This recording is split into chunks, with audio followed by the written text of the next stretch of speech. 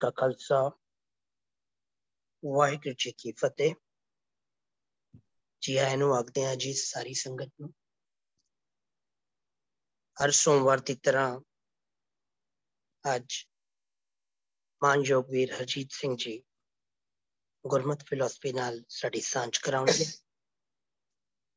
ਬੇਨਤੀ ਕਰਨੇ ਆ ਮਾਨਯੋਗ ਵੀਰ ਹਰਜੀਤ ਸਿੰਘ ਜੀ ਨੂੰ। ਵਾਹਿਗੁਰੂ ਜੀ ਕਾ ਖਾਲਸਾ ਵਾਹਿਗੁਰੂ ਜੀ ਕੀ ਫਤਿਹ। ਵਾਹਿਗੁਰੂ ਸਾਹਿਬ ਜੀਓ। ਇੱਕ ਓੰਕਾਰ ਸਤਨਾਮ ਕਰਤਾ ਪੁਰਖ ਨਿਰਭਉ ਨਿਰਵੈਰ ਅਕਾਲ ਮੂਰਤ ਅਜੂਨੀ ਸੈਭੰ ਗੁਰ ਪ੍ਰਸਾਦ।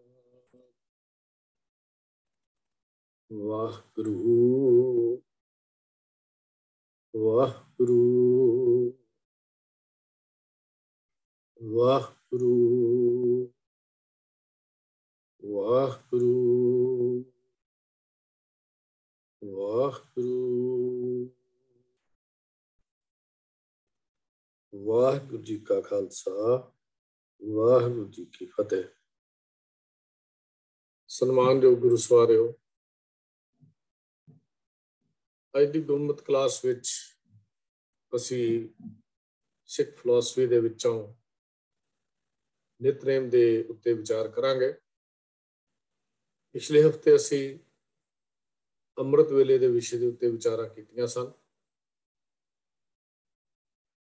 ਅੰਮ੍ਰਿਤ ਵੇਲੇ ਉੱਠ ਕੇ ਗੁਰੂ ਕੇ ਸਿੱਖ ਨੇ ਕਰਨਾ ਕੀ ਹੈ, ਉਹਦੀ ਮਰਿਆਦਾ ਕੀ ਹੈ, ਪਰੰਪਰਾਵਾਂ ਕੀ ਹਨ, ਉਹਦੇ ਸੰਬੰਧ 'ਚ ਇਹ ਨਿਤਨੇਮ ਦਾ ਵਿਸ਼ਾ ਸਾਡੇ ਨਾਲ ਜਾਣਕਾਰੀ ਦਿੰਦਾ ਹੈ।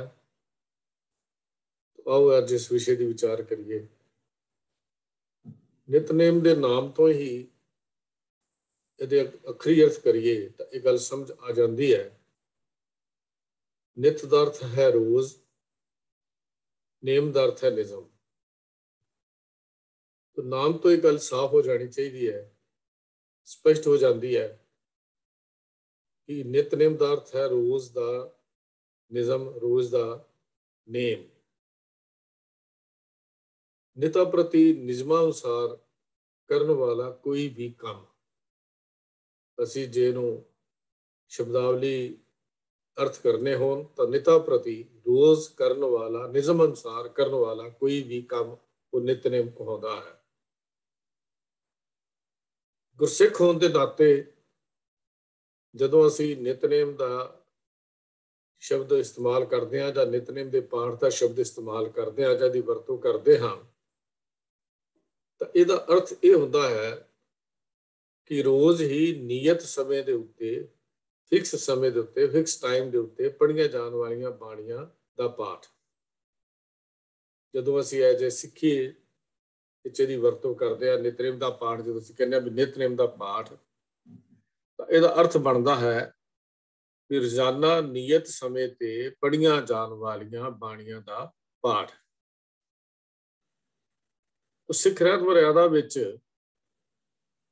ਜੋ ਪੰਥ ਪ੍ਰਵਾਨਿਤ ਰਹਿਤ ਮਰਿਆਦਾ ਹੈ, ਉਹਦੇ ਸ਼ਖਸੀ ਰਹਿਣੀ ਦੇ ਸਿਰਲੇਖ ਹੇਠ ਇਹ ਚੀਜ਼ ਵਰਣਨ ਕੀਤੀ ਗਈ ਹੈ। ਸਿੱਖ ਦੀ ਰਹਿਣੀ ਦੋ ਤਰ੍ਹਾਂ ਦੀ ਹੈ, ਇੱਕ ਸ਼ਖਸੀ ਰਹਿਣੀ, ਪੰਥਕ ਰਹਿਣੀ। ਸ਼ਖਸੀ ਦਾ ਅਰਥ ਵਿਅਕਤੀਗਤ ਹੈ, ਪੰਥਕ ਦਾ ਅਰਥ ਹੈ ਸਮੁੱਚਾ ਪੰਥ ਦਾ ਜੋ ਫਰਜ਼ ਹੈ। ਹਾਲਾਂਕਿ ਦੋਨਾਂ ਰਾਣੀਆਂ ਨੂੰ ਆਪੋ ਵਿੱਚੋਂ ਵੱਖ-ਵੱਖ ਨਹੀਂ ਕੀਤਾ ਜਾ ਸਕਦਾ। ਹਰ ਸਿੱਖ ਪੰਥ ਦਾ ਇੱਕ ਹਿੱਸਾ ਹੈ, ਪੰਥ ਦਾ ਹਿੱਸਾ ਹੋ ਕੇ ਹੀ ਵਿਚਰਦਾ ਹੈ। ਅਲੱਗ ਕਰਕੇ ਜ਼ਿੰਦਗੀ ਨੂੰ ਜਿਉਣਾ ਔਖੀ ਬਾਤ ਹੈ। ਭਾਵ ਸਿੱਖ ਲਈ ਅਧੂਰਾ ਜੀਵਨ ਹੈ ਜੇ ਉਹ ਕੇਵਲ ਆਪਣੇ ਲਈ ਜੀਵਨ ਜਿਉਂਦਾ ਹੈ। ਤਾਂ ਦੋ ਤਰ੍ਹਾਂ ਦਾ ਵੰਡ ਕੀਤੀ ਗਈ ਸਿੱਖ ਰਹਿਤ ਮਰਿਆਦਾ ਵਿੱਚ, ਇੱਕ ਸ਼ਖਸੀ ਜੀਵਨ ਤੇ ਇੱਕ ਪੰਥਕ ਜੀਵਨ। ਸ਼ਖਸੀ ਜੀਵਨ ਦੀ ਜਦੋਂ ਅਸੀਂ ਗੱਲ ਕੀਤੀ, ਸ਼ਖਸੀ ਰਹਿਣੀ ਦੀ ਜਦੋਂ ਗੱਲ ਕੀਤੀ ਸੀ, ਉਹਦੇ ਵਿੱਚ ਤਿੰਨ ਹਿੱਸੇ ਸਨ। ਨਾਮ ਬਾਣੀ ਦਾ ਅਭਿਆਸ, ਗੁਰਮਤਿ ਦੀ ਰਹਿਣੀ ਤੇ ਤੀਜਾ ਹਿੱਸਾ ਸੇਵਾ ਸੀ। ਜਿਹਦੀਆਂ ਅਸੀਂ ਵਿਚਾਰਾਂ ਪਿੱਛੇ ਕਰ ਚੁੱਕੇ ਹਾਂ। ਕਾਫੀ ਡਿਟੇਲ ਵਿਆਖਿਆ ਸੀ ਸਿੱਖ ਰਹਿਤ ਮਰਿਆਦਾ ਦੇ ਵਿਸ਼ੇ ਦੇ ਵਿੱਚ ਕੀਤੀ ਸੀ। ਅੱਜ ਤਾਂ ਸਿਰਫ ਸੰਖੇਪ ਵਿੱਚ ਗੱਲ ਕਰਾਂਗੇ। ਨਾਮ ਬਾਣੀ ਦੇ ਅਭਿਆਸ ਵਿੱਚ ਜੋ ਸਿੱਖ ਰਹਿਤ ਮਰਿਆਦਾ ਵਿੱਚ ਦਰਜ ਕੀਤਾ ਗਿਆ ਕਿ ਸਿੱਖ ਅੰਮ੍ਰਿਤ ਵੇਲੇ ਪਹਿਰ ਰਾਤ ਰਹਿੰਦੀ ਜਾਗ ਕੇ ਇਸ਼ਨਾਨ ਕਰੇ, ਇੱਕ ਅਕਾਲ ਪੁਰਖ ਦਾ ਧਿਆਨ ਕਰਦਾ ਹੋਇਆ ਵਾਹਿਗੁਰੂ ਨਾਮ ਜਪੇ, ਦੂਜੀ ਮਾਦੇ ਦੀ ਦਿੱਤੀ ਹੋਈ ਹੈ ਨਿਤਨੇਮ ਦਾ ਪਾਠ ਕਰੇ। ਫਿਰ ਲਿਖਿਆ ਹੋਇਆ ਨਿਤਨੇਮ ਦੀਆਂ ਬਾਣੀਆਂ ਇਹ ਹਨ: ਜਪ, ਜਾਪ ਅਤੇ 10 ਵਈਏ ਸ਼ਰਾਵਕ ਸੁਧ ਵਾਲੇ। ਇਹ ਬਾਣੀਆਂ ਅੰਮ੍ਰਿਤ ਵੇਲੇ ਪੜ੍ਹਨੀਆਂ। ਸੋ ਦਾ ਰਾਤ ਸ਼ਾਮ ਵੇਲੇ ਸੂਰਜ ਡੁੱਬੇ ਪੜ੍ਹਨੀ। ਇਸ ਵਿੱਚ ਇਹ ਬਾਣੀਆਂ ਸ਼ਾਮਲ ਹਨ। ਜੋ ਰਹਿਤ ਮਰਿਆਦਾ ਵਿੱਚ ਲਫ਼ਜ਼ ਲਿਖੇ ਮੈਂ ਉਹੀ ਆਪ ਜੀ ਨਾਲ ਸਾਂਝੇ ਕਰ ਰਿਹਾ। ਇਹਦੇ ਵਿੱਚ ਇਹ ਬਾਣੀਆਂ ਸ਼ਾਮਲ ਹਨ। ਸ਼੍ਰੀ ਗੁਰੂ ਗ੍ਰੰਥ ਸਾਹਿਬ ਦੇ ਲਿਖੇ ਹੋਏ 9 ਸ਼ਬਦ ਸੋਦਾਰ ਤੋਂ ਲੈ ਕੇ ਸ਼ਰਨ ਪਰੇ ਕੀ ਰਾਖੋ ਸਰਮਾ ਤੱਕ, ਭਾਵ ਜਿਹੜਾ ਭਈ ਪ੍ਰਾਪਤ ਵਾਲਾ ਸ਼ਬਦ ਹੈ। 5 ਸ਼ਬਦ ਜਿਹੜੇ ਹਨ ਉਹ ਸੋਦਰ ਸਰਲੇਖ ਹੇਠ ਆਉਂਦੇ ਹਨ ਤੇ 4 ਸ਼ਬਦ ਜਿਹੜੇ ਹਨ ਸੋ ਪੁਰਖ ਸਰਲੇਖ ਹੇਠ ਆਉਂਦੇ ਹਨ। ਤੋ ਸ਼੍ਰੀ ਗੁਰੂ ਗ੍ਰੰਥ ਸਾਹਿਬ ਦੇ ਲਿਖੇ ਹੋਏ 9 ਸ਼ਬਦ ਸੋਦਰ ਤੋਂ ਲੈ ਕੇ ਸ਼ਰਨ ਪਰੇ ਕੀ ਰਾਖੋ ਸਰਮਾ ਤੱਕ, ਬੇਨਤੀ ਚੋਂ ਪਈ ਹਮਰੀ ਕਰੋ ਹੱਥ ਦੇ ਰੱਛਾ ਤੋਂ ਲੈ ਕੇ ਦੁਸ਼ਟ ਦੋਖ ਤੇ ਲਿਓ ਬਚਾਈ ਤੱਕ ਉਹਦੇ 25 ਅੰਕ, ਜੋ 377 ਤੋਂ ਲੈ ਕੇ 402 ਤੱਕ ਗਿਣਤੀ ਹੈ ਜਿਹੜੀ ਲੜੀਵਾਰ ਅਗਰ ਅਸੀਂ ਲਵਾਂਗੇ ਜਿੱਥੋਂ ਇਹ ਆਏ ਹਨ ਉਹਦਾ ਬੇਸ ਜਿਹੜਾ ਮੂਲ ਹੈ ਉੱਥੋਂ ਇਹ 25 ਅੰਕ ਜਿਹੜੇ ਹਨ ਇਹ ਚੁੱਕੇ ਗਏ ਹਨ। ਸਵਈਆ ਪਾਏ ਗਏ ਜਬ ਤੇ ਤੁਮਰੇ ਤਬ ਤੇ ਕੂ ਆਂਖ ਤਰੇ ਨਹੀਂ ਆਨੇ, ਦੋਹਰਾ ਸਗਲ द्वार को छाड़ के ਜਿਹੋ ਤੁਹਾਰੋ द्वार, ਬਾਹਾਂ ਵੇ ਕੀ ਲਾਜ ਅਸ ਗੋਬਿੰਦ ਦਾਸ ਤੁਹਾਰ। ਕਈ ਵਾਰ ਇਸੇ ਨੂੰ ਬਾਹੇ ਪੜ੍ਹ ਦਿੰਦੇ ਆ, ਲਫ਼ਜ਼ ਬਾਹਾਂ ਨਹੀਂ ਹੈ, ਲਫ਼ਜ਼ ਬਾਂਹ ਹੀ ਹੈ। ਅਸੀਂ ਜਿਹੜੀ ਬਾਂਹ ਦੀ ਗੱਲ ਕੀਤੀ ਹੈ ਬਾਂਹ ਫੜ ਕੇ, ਇੱਥੇ ਉਚਾਰਨ ਦਾ ਪੱਖ ਬਾਂਹ ਹੈ। ਆਨੰਦ ਦੀਆਂ ਪਹਿਲੀਆਂ 5 ਪੌੜੀਆਂ ਤੇ ਅੰਤਲੀ 1 ਪੌੜੀ, ਵਧਾਵਨੀ ਦਾ ਸ਼ਬਦ, ਥਾਲ ਵਿੱਚ 3 ਵਸਤੂ ਪਈਓ 7 ਸੰਤੋਖ ਵਿਚਾਰੋ, ਤੇ ਸ਼ਲੋਕ ਮਹਿਲਾ 5ਵਾਂ, ਤੇਰਾ ਕੀਤਾ ਜਾਤੋ ਨਾਹੀ ਮੈਨੂੰ ਜੋ ਕੀਤੋਈ, ਨਾਨਕ ਨਾਮ ਮਿਲੇ ਤਾਂ ਜੀਵਾਂ ਤਨ ਮਨ ਥੀਵੇ ਹਰਿਆ ਤੱਕ। ਬਸ ਇਹ ਸਰੂਪ ਹੈ। ਇਸ ਵਿੱਚ ਕੁਝ ਸੱਜਣ ਵਾਧਾ ਘਾਟਾ ਕਰਦੇ ਹਨ। ਜਾਤੀ ਤੌਰ ਤੇ ਅੱਗੇ ਵਿਚਾਰ ਆਪਾਂ ਕਰਾਂਗੇ, ਜਾਤੀ ਤੌਰ ਤੇ ਪੰਥਕ ਤੌਰ ਤੇ ਇਹਦਾ ਕੀ ਫਰਕ ਪੈਂਦਾ ਹੈ। ਖੈਰ, ਸੌਣ ਲੱਗਿਆ ਸੋਹਿਲਾ ਬਾਣੀ ਸੌਣ ਵੇਲੇ ਪੜ੍ਹਨੀ, ਅੰਮ੍ਰਿਤ ਵੇਲੇ ਤੇ ਸੋਦਰ ਵੇਲੇ ਦੇ ਨਿਤਨੇਮ ਤੋਂ ਉਪਰੰਤ ਅਰਦਾਸ ਕਰਨੀ ਜ਼ਰੂਰੀ ਹੈ। 2 ਚੀਜ਼ਾਂ, 2 ਟਾਈਮ ਦੀ ਅਰਦਾਸ ਸਿੱਖ ਦੀ ਹੈ। ਤੋ ਪੰਥ ਪ੍ਰਵਾਨਿਤ ਰਹਿਤ ਮਰਿਆਦਾ ਵਿੱਚ ਦਿੱਤੀਆਂ ਗਈਆਂ ਨਿਤਨੇਮ ਦੀਆਂ ਬਾਣੀਆਂ ਦਾ ਪਾਠ ਕਰਨਾ ਸਿੱਖ ਲਈ ਜ਼ਰੂਰੀ ਦੱਸਿਆ ਗਿਆ ਹੈ। ਇਹੋ ਹੀ ਹਰ ਸਿੱਖ ਦਾ ਨਿਤਨੇਮ ਹੈ। ਇਹਨੂੰ ਨਿਯਮ ਕਹਿੰਦੇ ਆ, ਇਹਨੂੰ ਨਿਤਨੇਮ ਕਿਹਾ ਜਾਂਦਾ ਹੈ। ਇਹਨਾਂ ਬਾਣੀਆਂ ਦੇ ਪਾਠ ਤੋਂ ਛੁੱਟ, ਇਹਨਾਂ ਬਾਣੀਆਂ ਤੋਂ ਇਹਦੇ ਬਦਲੇ 'ਚ ਹੋਰ ਪਾਠ ਕਰਨ ਦੀ ਛੂਟ ਨਹੀਂ ਮਿਲ ਸਕਦੀ। ਹਾਂ, ਇਹਨਾਂ ਬਾਣੀਆਂ ਤੋਂ ਇਲਾਵਾ ਹੋਰ ਪਾਠ ਕਰ ਲੈਣਾ ਮੁਬਾਰਕ ਹੈ, ਪਰ ਇਹਨਾਂ ਬਾਣੀਆਂ ਨੂੰ ਪੜ੍ਹਨ ਦੀ ਛੂਟ ਨਹੀਂ ਦਿੱਤੀ ਜਾ ਸਕਦੀ। ਇਹ ਗੁਰੂ ਕੇ ਪਿਆਰੇ ਗੁਰਸਿੱਖ ਜਿਹੜੇ ਹਨ ਉਹ ਰਹਿਤ ਮਰਿਆਦਾ ਵਿੱਚ ਦਿੱਤੀਆਂ ਹੋਈਆਂ ਬਾਣੀਆਂ ਤੋਂ ਇਲਾਵਾ ਸੁਖਮਨੀ ਸਾਹਿਬ, ਆਸਾ ਕੀ ਵਾਰ, ਜੈਤਸਰੀ ਦੀ ਵਾਰ, 9ਵੇਂ ਮਹਲੇ ਦੇ ਸ਼ਲੋਕ, ਆਨੰਦ ਸਾਹਿਬ ਦੀਆਂ 4 ਪੌੜੀਆਂ, ਸੰਪੂਰਨ ਆਨੰਦ ਸਾਹਿਬ ਜਿਹਨੂੰ ਅਸੀਂ ਕਹਿ ਦਿੰਦੇ ਹਾਂ, ਤੇ ਹੋਰ ਵੀ ਕਈ ਬਾਣੀਆਂ ਦਾ ਪਾਠ ਕਰਦੇ ਆ। ਐਸਾ ਕਰਨਾ ਮੁਬਾਰਕ ਹੈ ਉਹਨਾਂ ਗੁਰੂ ਕੇ ਪਿਆਰਿਆਂ ਲਈ। ਔਰ ਇੱਥੋਂ ਤੋਂ ਇਲਾਵਾ ਬਹੁਤ ਸਾਰੇ ਗੁਰੂ ਕੇ ਪਿਆਰੇ ਰੋਜ਼ ਸਹਿਜ ਪਾਠ ਵੀ ਕਰਦੇ। ਸਹਿਜ ਪਾਠ ਕਰਨਾ ਗੁਰੂ ਕੇ ਸਿੱਖ ਦਾ ਫਰਜ਼ ਹੈ। ਵਸ ਲੱਗਦੇ ਲਿਖਿਆ ਹੋਇਆ ਰਹਿਤ ਮਰਿਆਦਾ ਵਿੱਚ ਹਰ ਸਿੱਖ ਨੂੰ ਵਸ ਲੱਗਦੇ ਆਪਣਾ ਸਹਿਜ ਪਾਠ ਜਾਰੀ ਰੱਖਣਾ ਚਾਹੀਏ।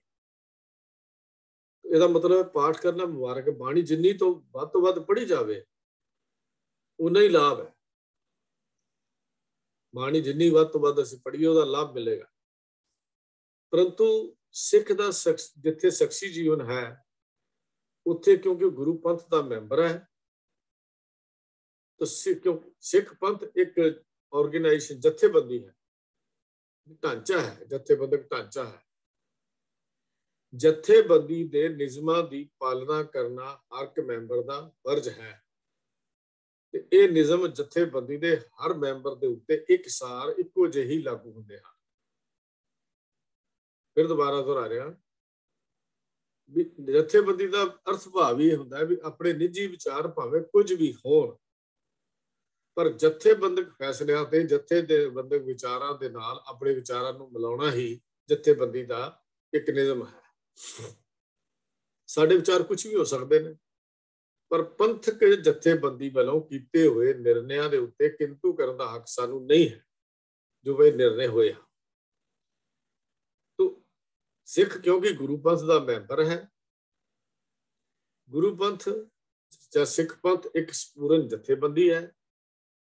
ਜਥੇਬੰਦੀ ਦੇ ਨਿਯਮਾਂ ਦੀ ਪਾਲਣਾ ਕਰਨਾ ਹਰ ਇੱਕ ਸਿੱਖ ਦਾ ਫਰਜ਼ ਹੈ ਤੇ ਇਹ ਨਿਯਮ ਜਥੇਬੰਦੀ ਦੇ ਹਰ ਮੈਂਬਰ ਦੇ ਉੱਤੇ ਇੱਕਸਾਰ ਲਾਗੂ ਹੁੰਦੇ ਹਨ। ਇਹਦੇ ਚ ਛੋਟ ਰਤੀ ਭਰ ਵੀ ਜਿਹੜੀ ਹੈ ਉਹ ਨਹੀਂ ਮਿਲ ਸਕਦੀ। ਹਰ ਮਨੁੱਖ ਦਾ ਸੋਸ਼ਲ ਲਾਈਫ ਜਾਂ ਸਮਾਜਿਕ ਜੀਵਨ ਇੱਕੋ ਜਿਹਾ ਨਹੀਂ ਹੁੰਦਾ। ਅਸੀਂ ਵੇਖਦੇ ਹਾਂ ਮੇਰਾ ਹੋਰ ਹੈ, ਸਾਡੇ ਬੱਚਿਆਂ ਦਾ ਹੋਰ ਹੈ, ਹਰ ਬੰਦੇ ਦਾ ਸੋਸ਼ਲ ਲਾਈਫ ਫਰਕ ਹੈ। ਕਿਸੇ ਦੇ ਰੁਝੇਵੇਂ ਵੱਧ ਹੁੰਦੇ ਹਨ, ਕਿਸੇ ਦੇ ਰੁਝੇਵੇਂ ਘੱਟ ਹੁੰਦੇ ਹਨ। ਇਸ ਲਈ ਕਿਸੇ ਮਨੁੱਖ ਨੂੰ ਪਾਠ ਕਰਨ ਲਈ ਸਮਾਂ ਜ਼ਿਆਦਾ ਮਿਲਦਾ ਹੈ, ਕਿਸੇ ਨੂੰ ਸਮਾਂ ਘੱਟ ਮਿਲਦਾ ਹੈ, ਇੱਕੋ ਜਿਹਾ ਸਮਾਂ ਨਹੀਂ ਮਿਲਦਾ। ਤਾਂ ਮਨੁੱਖ ਦੀਆਂ ਸਮਾਜਿਕ ਸਮੱਸਿਆਵਾਂ ਨੂੰ, ਪ੍ਰੋਬਲਮਸ ਨੂੰ ਸਾਹਮਣੇ ਰੱਖ ਕੇ ਹੀ ਪੰਥ ਨੇ ਜੋ ਨਿਤਨੇਮ ਦੇ ਦਾ ਵਿਧਾਨ ਬਣਾਇਆ ਹੈ ਉਹ ਐਸਾ ਹੈ ਕਿ ਸਮਾਜ ਦਾ ਭਾਵ ਸਿੱਖੀਜ਼ਮ ਦਾ, ਸਿੱਖ ਕੌਮ ਦਾ ਹਰ ਇੱਕ ਪ੍ਰਾਣੀ ਮਾਤਰ ਇਹਦੀ ਆਰਾਮ ਨਾਲ ਪਾਲਣਾ ਕਰ ਸਕਦਾ ਹੈ। ਕੁਚਨਾ ਡਾਵੇ ਵੱਖਰੀ ਗੱਲ ਹੈ, ਜੇ ਸਮਾਂ ਨਹੀਂ ਮਿਲਦਾ, ਉੱਠਿਆ ਨਹੀਂ ਜਾਂਦਾ, ਇਹ ਅਲੱਗ ਇਸ਼ੂ ਹੈ। ਲੇਕਿਨ ਜਿੰਨਾ ਕੁ ਇਹ ਬਣਾਇਆ ਹੈ ਇੰਨਾ ਆਸਾਨ, ਇੰਨਾ ਸਰਲ ਨਿਯਮ ਹੈ ਕਿ ਇੰਨਾ ਕੁ ਸਮਾਂ ਕੱਢਣਾ ਹਰ ਬੰਦੇ ਲਈ ਕੋਈ ਔਖੀ ਬਾਤ ਨਹੀਂ ਹੈ, ਔਖਾ ਕੰਮ ਨਹੀਂ ਹੈ। ਅੰਮ੍ਰਿਤ ਵੇਲੇ 45-50 ਮਿੰਟ ਦਾ ਟਾਈਮ ਤੇ ਵੱਧ ਤੋਂ ਵੱਧ ਹੋਰ ਆਪਾਂ ਹੌਲੀ ਕਰੀਏ 1 ਘੰਟੇ ਦਾ ਟਾਈਮ ਲੱਗਦਾ, ਇਸ ਤੋਂ ਬਾਅਦ ਟਾਈਮ ਨਹੀਂ ਲੱਗਦਾ।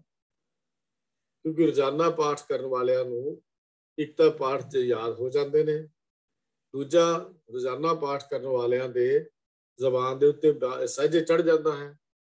ਇਸ ਵਾਸਤੇ ਇਹਦਾ ਸਮਾਂ ਮੈਂ ਆਪ ਨਿੱਜੀ ਜੀਵਨ ਵਿੱਚ ਵੀ ਗੱਲ ਕਰਦਾ, ਰੋਜ਼ 50 ਤੋਂ 55 ਮਿੰਟ ਤੋਂ ਵੱਧ ਸਮਾਂ ਨਹੀਂ ਲੱਗਦਾ ਜੋ ਨਿਤਨੇਮ ਦਾ ਪਾਠ ਅਸੀਂ ਕਰਦੇ। ਸ਼ਾਮ ਵੇਲੇ ਸੋਦਰ ਰਹਿਰਾਸ ਦਾ ਜਾਂ ਸੋਦਰ ਰਹਿਰਾਸ ਦੇ ਪਾਠ ਲਈ ਕੇਵਲ 20 ਮਿੰਟ ਦਾ ਸਮਾਂ ਜਾਂ 22 ਮਿੰਟ ਦਾ ਸਮਾਂ ਲੱਗਦਾ ਹੈ ਜੇ ਅਸੀਂ ਨੂੰ ਬੜੇ ਆਰਾਮ ਨਾਲ ਪਾਠ ਕਰੀਏ। ਜੇ ਅਸੀਂ ਤੇਜ਼ ਕਰੀਏ, ਸਪੀਡ ਕਰ ਲਈਏ ਵੀ ਜਹਾਂ ਫਰਜ਼ ਪੂਰਾ ਕਰਨਾ ਤਾਂ ਫਿਰ ਤਾਂ 15 ਮਿੰਟਾਂ 'ਚ ਵੀ, ਕਈ ਸੱਜਣ 10 ਮਿੰਟ 'ਚ ਵੀ ਕਰ ਲੈਂਦੇ ਹੋਣਗੇ, ਪਰ ਨਹੀਂ, ਇੰਨਾ ਕੁ ਅੰਦਾਜ਼ਾ ਲੈ ਕੇ ਚੱਲੀਏ ਕਿ 20 ਮਿੰਟ ਦਾ ਸਮਾਂ ਸਾਡਾ ਲੱਗਦਾ ਹੈ ਤੇ ਸੋਹਿਲੇ ਦੇ ਪਾਠ ਦਾ ਜਿਹੜਾ ਸਮਾਂ 5-7 ਮਿੰਟ ਤੋਂ ਵੱਧ ਨਹੀਂ ਲੱਗਦਾ। 5 ਮਿੰਟ ਜਾਂ 7 ਮਿੰਟ ਤੋਂ ਵੱਧ ਸਮਾਂ ਉਹਨੂੰ ਨਹੀਂ ਲੱਗਦਾ। ਤੋ ਨਿਤਨੇਮ ਦਾ ਪਾਠ ਲਈ ਇੰਨਾ ਸਮਾਂ ਹਰ ਮਨੁੱਖ, ਹਰ ਸਿੱਖ ਸਹਿਜੇ ਹੀ ਆਪਣੇ ਰੋਜ਼ ਦੇ ਰੁਝੇਵਿਆਂ ਵਿੱਚੋਂ ਆਰਾਮ ਨਾਲ ਕੱਢ ਸਕਦਾ ਹੈ, ਸਹਿਜੇ ਹੀ ਕੱਢ ਸਕਦਾ ਹੈ। ਉਹ ਅੰਦਾਜ਼ਾ ਲਾ ਲਓ, ਤਕਰੀਬਨ ਅਸੀਂ ਇਹ ਗੱਲ ਕਰ ਲਈਏ ਵੀ 1.5 ਘੰਟੇ ਦਾ ਟੋਟਲ ਸਮਾਂ ਜੇ ਸਾਰਾ ਕੁਝ ਮਿਲਾ ਲਈਏ, ਅਰਦਾਸ ਵੀ ਵਿੱਚ ਸ਼ਾਮਲ ਕਰ ਲਈਏ, ਸਵੇਰੇ ਸ਼ਾਮ ਦੇ ਨਿਤਨੇਮ ਤੋਂ ਬਾਅਦ ਇੰਨਾ ਵੱਧ ਸਮਾਂ ਨਹੀਂ ਲੱਗਦਾ। ਤੋ ਅੰਮ੍ਰਿਤ ਵੇਲੇ ਕਿਉਂਕਿ ਮਨੁੱਖ ਦਾ ਸਰੀਰ ਤੇ ਮਨ, ਅਸੀਂ ਪਿਛਲੇ ਹਫ਼ਤੇ ਗੱਲ ਕੀਤੀ ਸੀ, ਕੁਝ ਜ਼ਿਆਦਾ ਸਾਵਧਾਨ ਹੁੰਦਾ ਹੈ, ਚੁਸਤ ਹੁੰਦਾ ਹੈ। ਇਸ ਲਈ ਬਾਣੀ ਦਾ ਅਭਿਆਸ ਕੁਝ ਵਧੇਰੇ ਸਮੇਂ ਲਈ ਕੀਤਾ ਜਾ ਸਕਦਾ ਹੈ, ਉਸ ਲਈ ਸਮਾਂ ਵਧੇਰੇ ਰੱਖਿਆ ਗਿਆ ਤੇ ਸ਼ਾਮ ਨੂੰ ਕੰਮਕਾਰਾਂ ਤੋਂ ਵਾਪਸ ਆ ਕੇ ਸਾਰੇ ਦਿਨ ਦੀ ਥਕਾਵਟ ਤੋਂ ਬਾਅਦ ਸਰੀਰ ਵਿੱਚ ਉਹ ਚੁਸਤੀ ਨਹੀਂ ਰਹਿੰਦੀ ਜੋ ਸਵੇਰੇ ਅੰਮ੍ਰਿਤ ਵੇਲੇ ਹੁੰਦੀ ਹੈ। ਥੱਕਣ ਤੋਂ ਬਾਅਦ ਉਹ ਚੁਸਤੀ ਨਹੀਂ ਰਹਿੰਦੀ। ਇਸ ਲਈ ਸ਼ਾਮ ਦੇ ਨਿਤਨੇਮ ਦੇ ਵਿੱਚ ਕੁਝ ਗਿਣਤੀ ਦੇ ਸ਼ਬਦ, ਜਿਨ੍ਹਾਂ ਸ਼ਬਦਾਂ ਵਿੱਚ ਪ੍ਰਭੂ ਦੇ ਅੱਗੇ ਬੇਨਤੀਆਂ, ਜੋਦੜੀਆਂ ਕੀਤੀਆਂ ਗਈਆਂ ਹਨ, ਉਹਦੀ ਵਡਿਆਈ ਕੀਤੀ ਗਈ ਹੈ। ਅਕਾਲ ਪੁਰਖ ਨਾਲ ਜੁੜਨ ਦਾ ਇੱਕ ਵਿਧਾਨ ਜਿਹੜਾ ਹੈ ਉਹ ਸਿੱਖ ਲਈ ਨਿਯਤ ਕੀਤਾ ਗਿਆ ਹੈ। ਰਾਤ ਸੌਣ ਸਮੇਂ ਜਦੋਂ ਮਨੁੱਖ ਸੌਣ ਦੀ ਤਿਆਰੀ ਵਿੱਚ ਹੁੰਦਾ ਹੈ ਤਾਂ ਕੇਵਲ 5-7 ਮਿੰਟ ਦੀ ਬਾਣੀ ਸੋਹਿਲਾ, ਕਈ ਵੇ ਲੋਕ ਸੱਜਣ ਨੂੰ ਕੀਰਤਨ ਸੋਹਿਲਾ ਆਖਦੇ ਹਨ, ਪਰ ਬਾਣੀ ਦਾ ਨਾਮ ਗੁਰੂ ਗ੍ਰੰਥ ਸਾਹਿਬ ਸਰਲੇਖ ਵਿੱਚ ਸੋਹਿਲਾ ਹੀ ਹੈ। ਆਮ ਤੌਰ ਤੇ ਸ਼ਾਮ ਦੇ ਦੀਵਾਨਾਂ ਵਿੱਚ ਕੀਰਤਨ ਦੀ ਸਮਾਪਤੀ ਤੋਂ ਬਾਅਦ, ਦੀਵਾਨ ਦੀ ਸਮਾਪਤੀ ਤੋਂ ਬਾਅਦ ਪਹਿਲਾਂ ਪਾਠ ਹੁੰਦਾ, ਫਿਰ ਕੀਰਤਨ ਹੁੰਦਾ, ਫਿਰ ਕਥਾ ਵਿਚਾਰ ਹੁੰਦੀ, ਫਿਰ ਸੁਖਾਸਨ ਹੋ ਜਾਂਦਾ। ਤੇ ਗ੍ਰੰਥੀ ਸਿੰਘ ਅਰਦਾਸ ਕਰਦੇ ਸੀ, ਕੀਰਤਨ ਸੋਹਿਲੇ ਦੀ ਅਰਦਾਸ। ਉਹ ਲਫ਼ਜ਼ ਇਕੱਠਾ ਹੀ ਮਿਲ ਗਿਆ, ਕੀਰਤਨ ਸੋਹਿਲੇ ਦੀ ਅਰਦਾਸ। ਕੀਰਤਨ ਵੱਖਰਾ ਲਫ਼ਜ਼ ਸੀ, ਸੋਹਿਲਾ ਵੱਖਰਾ ਲਫ਼ਜ਼ ਸੀ, ਪਰ ਕਿਉਂਕਿ ਉਹ ਅਸੀਂ ਜਦੋਂ ਅਰਦਾਸੀਆਂ ਕੋਲ ਸੁਣਿਆ ਤੇ ਸੁਣੀ ਸੁਣਾਈ ਨਾਲ ਪ੍ਰਚਲਿਤ ਹੋ ਗਿਆ ਕੀਰਤਨ ਸੋਹਿਲਾ। ਜਦ ਕਿ ਬਾਣੀ ਦਾ ਨਾਮ ਜਿਹੜਾ ਸਰਲੇਖ ਹੈ ਸ੍ਰੀ ਗੁਰੂ ਗ੍ਰੰਥ ਸਾਹਿਬ ਵਿੱਚ, ਉਹ ਸੋਹਿਲਾ ਹੀ ਹੈ। ਇਸ ਸੋਹਿਲੇ ਦੀ ਬਾਣੀ ਦੇ ਵਿੱਚ ਮਨੁੱਖ ਨੂੰ ਸੰਸਾਰ ਵਿੱਚ ਆ ਕੇ ਆਪਣੇ ਜੀਵਨ ਮਨੋਰਥ ਦੀ ਸੰਭਾਲ ਕਰਨ ਦੀ ਇੱਕ ਵਾਰਨਿੰਗ, ਇੱਕ ਚੇਤਾਵਨੀ ਜੀ ਦਿੱਤੀ ਗਈ ਹੈ ਤੇ ਉਹਦੀ ਪੂਰਤੀ ਲਈ ਅਰਦਾਸ ਕਰਨ ਦੀ ਪ੍ਰੇਰਨਾ ਕੀਤੀ ਗਈ ਹੈ। ਸੋਹਿਲੇ ਦਾ ਬਾਣੀ ਛੋਟੀ ਹੈ, ਇੱਕ ਜੀਵਨ ਮਨੋਰਥ ਦੇੜਕਿਆ ਗਿਆ, ਜਾਂ ਕੋ ਆਏ ਸੋਈ ਬਿਹਾਜੋ। ਇਹ ਗੱਲ ਕੀ ਹੈ? ਜਿਸ ਕੰਮ ਲਈ ਆਇਆ, ਜੀਵਨ ਮਨੋਰਥ ਦੀ ਗੱਲ ਕੀਤੀ ਤੇ ਨਾਲ ਅਰਦਾਸ ਹੈ, ਤੇ ਨਾਲ ਹੀ ਇਹ ਅਰਦਾਸ ਕਰਨ ਦੇ ਲਈ ਬਾਰ-ਬਾਰ ਪ੍ਰੇਰਨਾ ਕੀਤੀ ਗਈ ਹੈ ਵੀ ਇਸ ਜੀਵਨ ਮਨੋਰਥ ਦੀ ਪੂਰਤੀ ਲਈ ਗੁਰੂ ਅੱਗੇ ਅਰਦਾਸ ਕਰ। ਤਾਂ ਹੀ ਸ਼ਾਮ ਨੂੰ ਅਸੀਂ ਸੌਣ ਲੱਗਿਆ ਛੋਟੀ ਜਿਹੀ ਅਰਦਾਸ ਕਰਕੇ ਹੀ ਸੌਂਦੇ ਹਾਂ। ਤੇ ਸੋਹਿਲੇ ਦਾ ਪਾਠ ਤੋਂ ਬਾਅਦ ਹਰਿ ਜੀ ਮਹਾਰਾਜ ਸੱਚੇ ਪਾਤਸ਼ਾਹ ਅੰਮ੍ਰਿਤ ਵੇਲੇ ਦਾ ਨੇਮ ਸਾਡਾ ਉਹ ਆਪ ਕਿਰਪਾ ਕਰਨੀ, ਬਖਸ਼ਿਸ਼ ਕਰਨੀ, ਸਾਨੂੰ ਅੰਮ੍ਰਿਤ ਵੇਲੇ ਦੇ ਨਿਯਮ ਦੇ ਅਨੁਸਾਰ ਜੋ ਉੱਠਣ ਦੀ ਸ਼ਕਤੀ ਹੈ ਉਹ ਬਖਸ਼। ਇਹ ਅਰਦਾਸ ਅਸੀਂ ਗੁਰੂ ਅੱਗੇ ਕਰਦੇ ਹਾਂ। ਇਸ ਤਰ੍ਹਾਂ ਫਿਰ ਮੈਂ ਦੁਹਰਾਇਆ ਵੀ 24 ਘੰਟਿਆਂ ਦੇ ਵਿੱਚੋਂ ਕੇਵਲ 1.5 ਘੰਟਾ ਮਿਨੀਮਮ ਗੱਲ ਕਰਦੇ, ਮੈਕਸਿਮਮ ਜਿੰਨਾ ਮਰਜ਼ੀ ਟਾਈਮ ਲਾਵੇ, ਗੁਰਬਾਣੀ ਦੇ ਪਾਠ ਨਾਲ ਪ੍ਰਭੂ ਨਾਲ ਜੁੜ ਕੇ ਆਪਣਾ ਜੀਵਨ ਮਨੋਰਥ ਪੂਰਾ ਕਰ ਸਕਦਾ ਹੈ। ਮੈਂ ਲਫ਼ਜ਼ ਇਸ ਕਰਕੇ ਵਰਤ ਰਿਹਾ, ਹਰ ਬੰਦੇ ਦੀ ਆਪਣੀ ਆਪੋ ਆਪਣੀ ਬੰਦੇ ਦੇ ਅੰਦਰ ਉਹਨੂੰ ਪਤਾ ਹੈ ਮੈਂ ਕਿੰਨਾ ਕੁ ਪਾਠ ਕਰ ਰਿਹਾ, ਕਿੰਨੀ ਕੁ ਮੈਨੂੰ ਸਮਝ ਆ ਰਹੀ ਹੈ, ਕਿੰਨਾ ਗਿਆਨ ਮਿਲ ਰਿਹਾ, ਵੱਖੋ ਵੱਖਰੀ ਹੈ। ਲੇਕਿਨ ਇਹ ਕਹਿ ਸਕਦੇ ਆ ਕਿ ਇੰਨਾ ਕੁ ਪਾਠ ਕਰਨ ਦੇ ਨਾਲ, ਸਮਝ ਕੇ ਵਿਚਾਰਨ ਦੇ ਨਾਲ, ਜੇ ਅਸੀਂ ਰੋਜ਼ ਨਿਤਨੇਮ ਦੇ ਪਾਠ ਕਰਨ ਤੋਂ ਬਾਅਦ ਇੱਕ ਸ਼ਬਦ ਦੀ ਵਿਚਾਰ ਵੀ ਕਰ ਲਈਏ, ਆਪਣੇ ਅੰਦਰ ਸੋਚ ਲਈਏ, ਵਿਚਾਰ ਕਰ ਲਈਏ ਵੀ ਇਸ ਗੁਰੂ ਸਾਹਿਬ ਨੇ ਅੱਜ ਦੀ ਪੌੜੀ 'ਚ ਇਹ ਲਫ਼ਜ਼ ਕਿਹਾ, ਉਹ ਜੀਵਨ ਮਨੋਰਥ ਦੀ ਪ੍ਰਾਪਤੀ ਲਈ, ਪੂਰਤੀ ਲਈ ਇੱਕ ਕਦਮ ਸਾਡਾ ਹੋਰ ਅੱਗੇ ਨੂੰ ਵੱਧ ਜਾਏ। ਖਾਲਸਾ ਪੰਥ ਦੇ ਸਾਜਣ ਤੋਂ ਪਹਿਲਾਂ ਨਿਤਨੇਮ ਦੀਆਂ ਬਾਣੀਆਂ ਦੀ ਰੋਹ ਰੀਤੀ ਤੇ ਆਕਾਰ ਵੱਖਰਾ ਸੀ। ਇਹ ਆਕਾਰ ਨਹੀਂ ਸੀ ਹੁੰਦਾ। ਭਾਈ ਗੁਰਦਾਸ ਜੀ ਨੇ ਗੁਰੂ ਨਾਨਕ ਦੇਵ ਜੀ ਦੇ ਸਮੇਂ ਜਦੋਂ ਕਰਤਾਰਪੁਰ ਦੇ ਵਿੱਚ ਪ੍ਰਚਲਿਤ ਨਿਤਨੇਮ ਦੀ ਗੱਲ ਕੀਤੀ ਹੈ, ਉਹਦਾ ਫਰਕ ਸਾਨੂੰ ਸਾਹਮਣੇ ਨਜ਼ਰ ਆਉਂਦਾ ਹੈ। ਬਾਬਾ ਆਇਆ ਕਰਤਾਰਪੁਰ, ਭੇਖ ਉਦਾਸੀ ਸਗਲ ਉਤਾਰਾ, ਪੂਰੀ ਵਾਰ ਜਿਹੜੀ ਉਹਨਾਂ ਨੇ ਉਚਾਰਨ ਕੀਤੀ, ਉਹਦੇ ਚ ਅੱਗੇ ਕਹਿੰਦੇ ਸੋ ਦਰ ਆਰਤੀ ਗਾਵੀਐ ਅੰਮ੍ਰਿਤ ਵੇਲੇ ਜਾਪ ਉਚਾਰਾ। ਉਸ ਵੇਲੇ ਅੰਮ੍ਰਿਤ ਵੇਲੇ ਦੀ ਕੇਵਲ ਇੱਕ ਬਾਣੀ ਜਪਜੀ ਸਾਹਿਬ, ਸ਼ਾਮ ਦੇ ਵੇਲੇ ਦੀ ਬਾਣੀ ਸੋਦਰ ਵਾਲਾ ਇੱਕ ਸ਼ਬਦ, ਤੇ ਰਾਤ ਸਮੇਂ ਦੀ ਬਾਣੀ ਆਰਤੀ ਵਾਲਾ ਇੱਕ ਸ਼ਬਦ ਗਗਨ ਮੈ ਥਾਲ ਵਾਲਾ ਗਾਇਨ ਕੀਤਾ ਜਾਂਦਾ ਸੀ। ਜੋ ਇੱਥੋਂ ਇਹ ਗੱਲ ਸਮਝ ਆਉਂਦੀ ਹੈ ਭਾਈ ਗੁਰਦਾਸ ਜੀ ਦੀ ਇਸ ਵਾਰ ਦੇ ਉੱਤੋਂ ਸੋ ਦਰ ਆਰਤੀ ਗਾਵੀਐ ਅੰਮ੍ਰਿਤ ਵੇਲੇ ਜਾਪ ਉਚਾਰਾ ਤੋਂ, ਇੱਥੋਂ ਇਸ ਵਾਰ ਤੋਂ ਇੰਨੀ ਕੁ ਗੱਲ ਹੀ ਸਮਝ ਆਉਂਦੀ ਹੈ ਕਿ ਵੀ ਸਵੇਰੇ ਜਪਜੀ ਸਾਹਿਬ ਦਾ ਇੱਕ ਬਾਣੀ ਜਪਜੀ ਸਾਹਿਬ ਸਵੇਰ ਦੀ, ਸ਼ਾਮ ਦੇ ਵੇਲੇ ਸੋਦਰ ਵਾਲਾ ਇੱਕ ਸ਼ਬਦ ਸੀ, ਤੇ ਰਾਤ ਵੇਲੇ ਆਰਤੀ ਵਾਲਾ ਸ਼ਬਦ ਜਿਹੜਾ ਗਗਨ ਮੈ ਥਾਲ ਉਹ ਗਾਇਆ ਜਾਂਦਾ ਸੀ। ਗੁਰੂ ਅੰਗਦ ਦੇਵ ਜੀ ਤੇ ਗੁਰੂ ਅਮਰਦਾਸ ਜੀ ਮਹਾਰਾਜ ਦੇ ਤੱਕ ਇਹ ਨਿਤਨੇਮ ਇਸੇ ਤਰ੍ਹਾਂ ਚੱਲਦਾ ਰਿਹਾ। ਹੋ ਸਕਦਾ ਹੈ ਕਿ ਗੁਰੂ ਰਾਮਦਾਸ ਜੀ ਦੇ ਮਹਾਰਾਜ ਸੱਚੇ ਪਾਤਸ਼ਾਹ ਜੀ ਦੇ ਵੇਲੇ ਨਿਤਨੇਮ ਦੀਆਂ ਬਾਣੀਆਂ ਵੀ ਪੜ੍ਹੀਆਂ ਜਾਂਦੀਆਂ ਹੋਣ, ਇਹੋ ਹੀ ਪੜ੍ਹੀਆਂ ਜਾਂਦੀਆਂ ਹੋਣ, ਪਰ ਪੰਚਮ ਪਿਤਾ ਗੁਰੂ ਅਰਜਨ ਦੇਵ ਮਹਾਰਾਜ ਨੇ ਨਿਤਨੇਮ ਦੀ ਰੂਪ ਰੇਖਾ ਵਿੱਚ ਕੁਝ ਵਾਧਾ ਕੀਤਾ, ਜਿਸ ਦੇ ਰਿਜ਼ਲਟ ਵਜੋਂ ਸ੍ਰੀ ਗੁਰੂ ਗ੍ਰੰਥ ਸਾਹਿਬ ਜੀ ਦੇ ਆਰੰਭਕ ਜਿਹੜੇ ਪੰਨੇ ਹਨ, ਜਿਹਨੂੰ ਅਸੀਂ ਤਤਕਰੇ ਦੇ ਪੰਨੇ ਆਖਦੇ ਹਾਂ, ਉਹ ਰੂਪ ਉਹਦੇ 'ਚ ਦਰਜ ਕੀਤਾ ਗਿਆ। ਇਸ ਨਿਤਨੇਮ ਦੀ ਮਰਿਆਦਾ ਗੁਰੂ ਤੇਗ ਬਹਾਦਰ ਜੀ ਤੱਕ ਉਹੀ ਚੱਲਦੀ ਰਹੀ ਜਿਹੜੀ ਗੁਰੂ ਅਰਜਨ ਦੇਵ ਮਹਾਰਾਜ ਨੇ ਮਰਿਆਦਾ ਚਲਾਈ ਸੀ। ਪਰ ਜਦੋਂ ਦਸ਼ਮੇਸ਼ ਪਿਤਾ ਗੁਰੂ ਗੋਬਿੰਦ ਸਿੰਘ ਮਹਾਰਾਜ ਨੇ ਉਸ ਅਕਾਲ ਪੁਰਖ ਦੇ ਹੁਕਮ ਅਨੁਸਾਰ ਖਾਲਸਾ ਪੰਥ ਦੀ ਸਿਰਜਣਾ ਕੀਤੀ ਸੰਤ ਸਿਪਾਹੀ ਵਾਲੇ ਗੁਣ ਜਿਹੜੇ ਸਨ ਉਹ ਖਾਲਸੇ ਨੂੰ ਪ੍ਰਦਾਨ ਕਰ ਦਿੱਤੇ। ਖਾਲਸੇ ਨੂੰ ਇੱਕ ਉੱਚੀ ਸੁੱਚੇ ਜੀਵਨ ਜਾਚ ਦੀ ਗੱਲ ਬਖਸ਼ ਦਿੱਤੀ। ਸ਼ਾਂਤ ਰਸ ਦੇ ਨਾਲ ਬਾਣੀ ਜੋੜ ਕੇ ਭਗਤੀ ਤੇ ਸ਼ਕਤੀ ਦੀ ਗੱਲ ਨੂੰ ਹੋਰ ਪੱਕਿਆਂ ਕਰ ਦਿੱਤਾ। ਜਿਹੜੀ ਗੱਲ ਗੁਰੂ ਨਾਨਕ ਦੇਵ ਮਹਾਰਾਜ ਨੇ ਸ਼ੁਰੂ ਕੀਤੀ ਸੀ, ਉਹਨੂੰ ਸਿਖਰ ਤੱਕ ਪਹੁੰਚਾ ਦਿੱਤਾ। ਜਿਸ ਨਿਰਮਲ ਪੰਥ ਨੂੰ ਗੁਰੂ ਨਾਨਕ ਦੇਵ ਮਹਾਰਾਜ ਨੇ ਸ਼ੁਰੂ ਕੀਤਾ ਸੀ, ਉਹਦੇ ਉੱਤੇ ਖਾਲਸਾ ਪੰਥ ਦੀ ਮੋਹਰ ਲਾ ਦਿੱਤੀ। ਤਾਂ ਸਭ ਤੋਂ ਵੱਡਾ ਨੇਮ ਬਣਾਇਆ ਗਿਆ, ਖਾਲਸੇ ਨੂੰ ਰਾਜ ਜੋਗੀ ਬਣਾਉਣ ਦੀ ਗੱਲ ਕੀਤੀ ਗਈ, ਤੇ ਉਹਦੇ ਚ ਸਭ ਤੋਂ ਵੱਡਾ ਨਿਯਮ ਸੀ ਖਾਲਸੇ ਨੂੰ ਗੁਰੂ ਵਾਲਾ ਬਣਨ ਦਾ, ਅੰਮ੍ਰਿਤ ਛਕਣ ਦੀ ਗੱਲ ਕਰਨਾ। ਇਸ ਤੋਂ ਪਿੱਛੋਂ ਫਿਰ ਅੰਮ੍ਰਿਤ ਜੀਵਨ ਦੀ ਉਸਾਰੀ ਜਿਹੜੀ ਹੈ ਉਹ ਸ਼ੁਰੂ ਹੁੰਦੀ ਹੈ। ਸੱਚਾ ਜੀਵਨ ਘੜਨ ਦੇ ਲਈ ਇਉਂ ਕਹਿ ਸਕਦੇ ਹਾਂ ਕਿ ਹੁਣ ਮੌਜੂਦਾ ਸਮੇਂ ਵਿੱਚ 5 ਬਾਣੀਆਂ ਦਾ ਪਾਠ ਜਿਹੜਾ ਸੀ ਅੰਕਿਤ ਕੀਤਾ ਗਿਆ। ਤਾਂ 5 ਬਾਣੀਆਂ ਦਾ ਨਿਤਨੇਮ ਕਰਨਾ, ਮਾਨੋ ਹਰ ਰੋਜ਼ ਨਾਮ ਬਾਣੀ ਦਾ ਅੰਮ੍ਰਿਤ ਛਕਣਾ ਹੈ। ਜਿੱਥੇ ਅਸੀਂ ਇੱਕ ਵਾਰੀ ਖੰਡੇ ਬਾਟੇ ਦੀ ਪਹੁਲ ਲੈ ਲੈਂਦੇ ਹਾਂ, ਉੱਥੇ 5 ਬਾਣੀਆਂ ਦਾ ਨਿਤਨੇਮ ਰੋਜ਼ ਹੀ ਸਾਡੇ ਅੰਦਰ ਅੰਮ੍ਰਿਤ ਨਾਮ ਦਾ ਇੱਕ ਅੰਮ੍ਰਿਤ ਛਕਣਾ ਹੈ। ਭਾਵ ਇਹ ਪਹੁਲ ਹਿਰਦਿਤਾ ਪ੍ਰਤੀ ਲੈਣੀ ਹੈ। ਜਿਹੜੀ ਅੰਦਰਲਾ ਅੰਮ੍ਰਿਤ ਹੈ, ਜੋ ਬਾਹਰ ਅਸੀਂ ਅੰਮ੍ਰਿਤ ਸੀ, ਤੇ ਅੰਦਰਲਾ ਅੰਮ੍ਰਿਤ ਜਿਹੜਾ ਹੈ, ਇਹਨੂੰ ਅਸੀਂ ਕਿਵੇਂ ਆਪੋ ਵਿੱਚ ਮਿਲਾਉਣਾ ਹੈ। ਨਿਤਨੇਮ ਮੈਂ ਫਿਰ ਵਰਤ ਰਿਹਾ, ਨਿਤਨੇਮ ਪ੍ਰਭੂ ਦਾ ਪਿਆਰ ਪੈਦਾ ਕਰਨ ਲਈ ਹੈ। ਬਸ ਇੰਨੀ ਗੱਲ ਸਮਝਣ ਦੀ ਲੋੜ ਹੈ। ਜਿਸ ਜਗਿਆਸੂ ਦੇ ਹਿਰਦੇ ਵਿੱਚ ਪਰਮਾਤਮਾ ਲਈ ਪਿਆਰ ਪੈਦਾ ਨਹੀਂ ਹੋਇਆ, ਫਿਰ ਜਿੱਥੇ ਵਿਰਾਗ ਪੈਦਾ ਨਹੀਂ ਹੋਇਆ, ਮਸਾਨ ਨੂੰ ਬਾਬਾ ਫਰੀਦ ਜੀ ਨੇ ਕਿਹਾ, ਸੋਤਾ ਨੇ ਜਾਨ ਮਸਾਨ ਦੀ ਗੱਲ ਕੀਤੀ। ਬਿਰਹਾ ਬਿਰਹਾ ਆਖੀਏ, ਬਿਰਹਾ ਤੋਂ ਸੁਲਤਾਨ ਦੀ ਗੱਲ ਕੀਤੀ ਹੈ। ਪ੍ਰੇਮ ਤਾਂ ਸੁਲਤਾਨ ਹੈ, ਪਰ ਜਿਸ ਤਨ ਵਿੱਚ ਬਿਰਹਾ ਨਹੀਂ ਉਪਜਦੀ, ਉਹ ਮਸਾਨਾ ਵਰਗਾ ਹੈ, ਸ਼ਮਸ਼ਾਨ ਭੂਮੀ ਵਰਗਾ, ਉਜਾੜ ਵਰਗਾ ਹੈ, ਜਿੱਥੇ ਕੋਈ ਵੈਲਿਊ ਨਹੀਂ, ਕੋਈ ਗੱਲਬਾਤ ਨਹੀਂ, ਜਿੱਥੇ ਕੋਈ ਵਸਦਾ ਨਹੀਂ ਹੈ।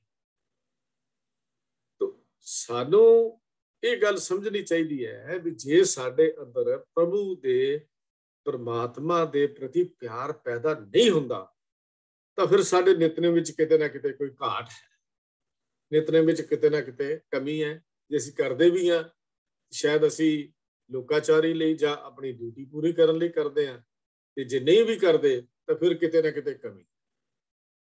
ਹਾਂ, ਜਿਵੇਂ ਜਿਵੇਂ ਇਸ ਨਿਤਨੇਮ ਦੇ ਅੰਦਰ ਸਮਝ ਆਵੇਗੀ, ਪਰਪੱਕਤਾ ਵੱਧਦੀ ਜਾਵੇਗੀ, ਵਾਧਾ ਹੁੰਦਾ ਜਾਵੇਗਾ, ਤਿਵੇਂ ਤਿਵੇਂ ਸਾਡੇ ਮਨ ਦੇ ਵਿੱਚ ਪ੍ਰਭੂ ਦੇ ਲਈ ਪ੍ਰੀਤ ਪਿਆਰ ਹੋਰ ਪੱਕੀ ਗੰਢ ਬਣਦੀ ਜਾਏਗੀ। ਜਿਵੇਂ ਜਿਵੇਂ ਸਾਡੇ ਅੰਦਰ ਨਿਤਨੇਮ ਦੀ ਸਾਨੂੰ ਸਮਝ ਆਏਗੀ, ਇਹਦੇ ਵਿੱਚ ਪਰਪੱਕਤਾ ਵੱਧਦੀ ਜਾਏਗੀ। ਇਹ ਅਸਲ ਵਿੱਚ ਗੁਰੂ ਤੇ ਸਿੱਖ ਦੇ ਪਿਆਰ ਦੀ ਨਿਸ਼ਾਨੀ ਹੈ, ਜਿਹੜਾ ਗੁਰੂ ਨਿਤਨੇਮ ਹੈ, ਜੋ ਅਸੀਂ ਹਿਰਦਿਤਾ ਪ੍ਰਤੀ ਕਰਦੇ। ਇਹ ਗੁਰੂ ਤੇ ਸਿੱਖ ਦੀ ਪੀੜੀ ਗੰਢ ਹੈ, ਜਿਹੜਾ ਗੁਰੂ ਦੇ ਨਾਲ ਇੱਕ ਗੰਢ ਬੰਨੀ ਜਾਂਦੀ। ਇਹ ਗੰਢ ਬੰਨਣ ਦਾ ਇੱਕ ਮਾਰਗ ਹੈ। ਜਿੱਥੋਂ ਇਹ ਗੰਢ ਪੀੜੀ ਵੱਧਦੀ ਜਾਂਦੀ ਹੈ, ਪੱਕੀ ਵੱਧਦੀ ਜਾਂਦੀ ਹੈ, ਤਾਂ ਫਿਰ ਮਨੁੱਖ ਇਸ ਅਵਸਥਾ ਤੇ ਜਾ ਕੇ ਪਹੁੰਚ ਜਾਂਦਾ ਹੈ ਜਿਹਦਾ ਵਰਣਨ ਗੁਰਬਾਣੀ ਦੇ ਵਿੱਚ ਸਤਿਗੁਰੂ ਜੀ ਨੇ ਆਪ ਕੀਤਾ ਹੈ। ਮੈਂ ਸਤਿਗੁਰ ਸੇਤੀ ਬਿਰਹੜੀ, ਕਿਉਂ ਗੁਰਬਿਨ ਜੀਵਾ ਮਾਓ। ਮੈਂ ਗੁਰਬਾਣੀ ਆਧਾਰ ਹੈ, ਗੁਰਬਾਣੀ ਲਾਗ ਰਹਾ। ਫਿਰ ਇਸ ਅਵਸਥਾ ਤੇ ਪਹੁੰਚ ਜਾਂਦਾ, ਮੇਰੀ ਸਤਿਗੁਰ ਦੇ ਅੱਗੇ ਬਿਰਹੜੀ ਹੈ, ਮੈਂ ਤੇਰੇ ਤੋਂ ਬਿਨਾਂ ਕਿਵੇਂ ਜੀਵਾਂ। ਸਿੱਖ ਜਿਉਂਦਾ ਹੀ ਨਹੀਂ, ਆਤਮਿਕ ਮੌਤ ਹੋ ਜਾਂਦੀ ਹੈ ਜੇ ਬਾਣੀ ਨਾਲ ਪਿਆਰ ਨਹੀਂ ਬਣਿਆ, ਬਾਣੀ ਦਾ ਰਸ ਨਹੀਂ ਆਇਆ। ਮੈਂ ਗੁਰਬਾਣੀ ਆਧਾਰ ਹੈ, ਧੁਰਾ ਹੈ। ਕਿਸੇ ਮੋਟਰ ਗੱਡੀ ਦਾ ਐਕਸਲ ਧੁਰਾ ਟੁੱਟ ਜਾਵੇ, ਉਹ ਚੱਲਣ ਤੋਂ ਅਸਮਰਥ ਹੋ ਜਾਂਦੀ ਹੈ।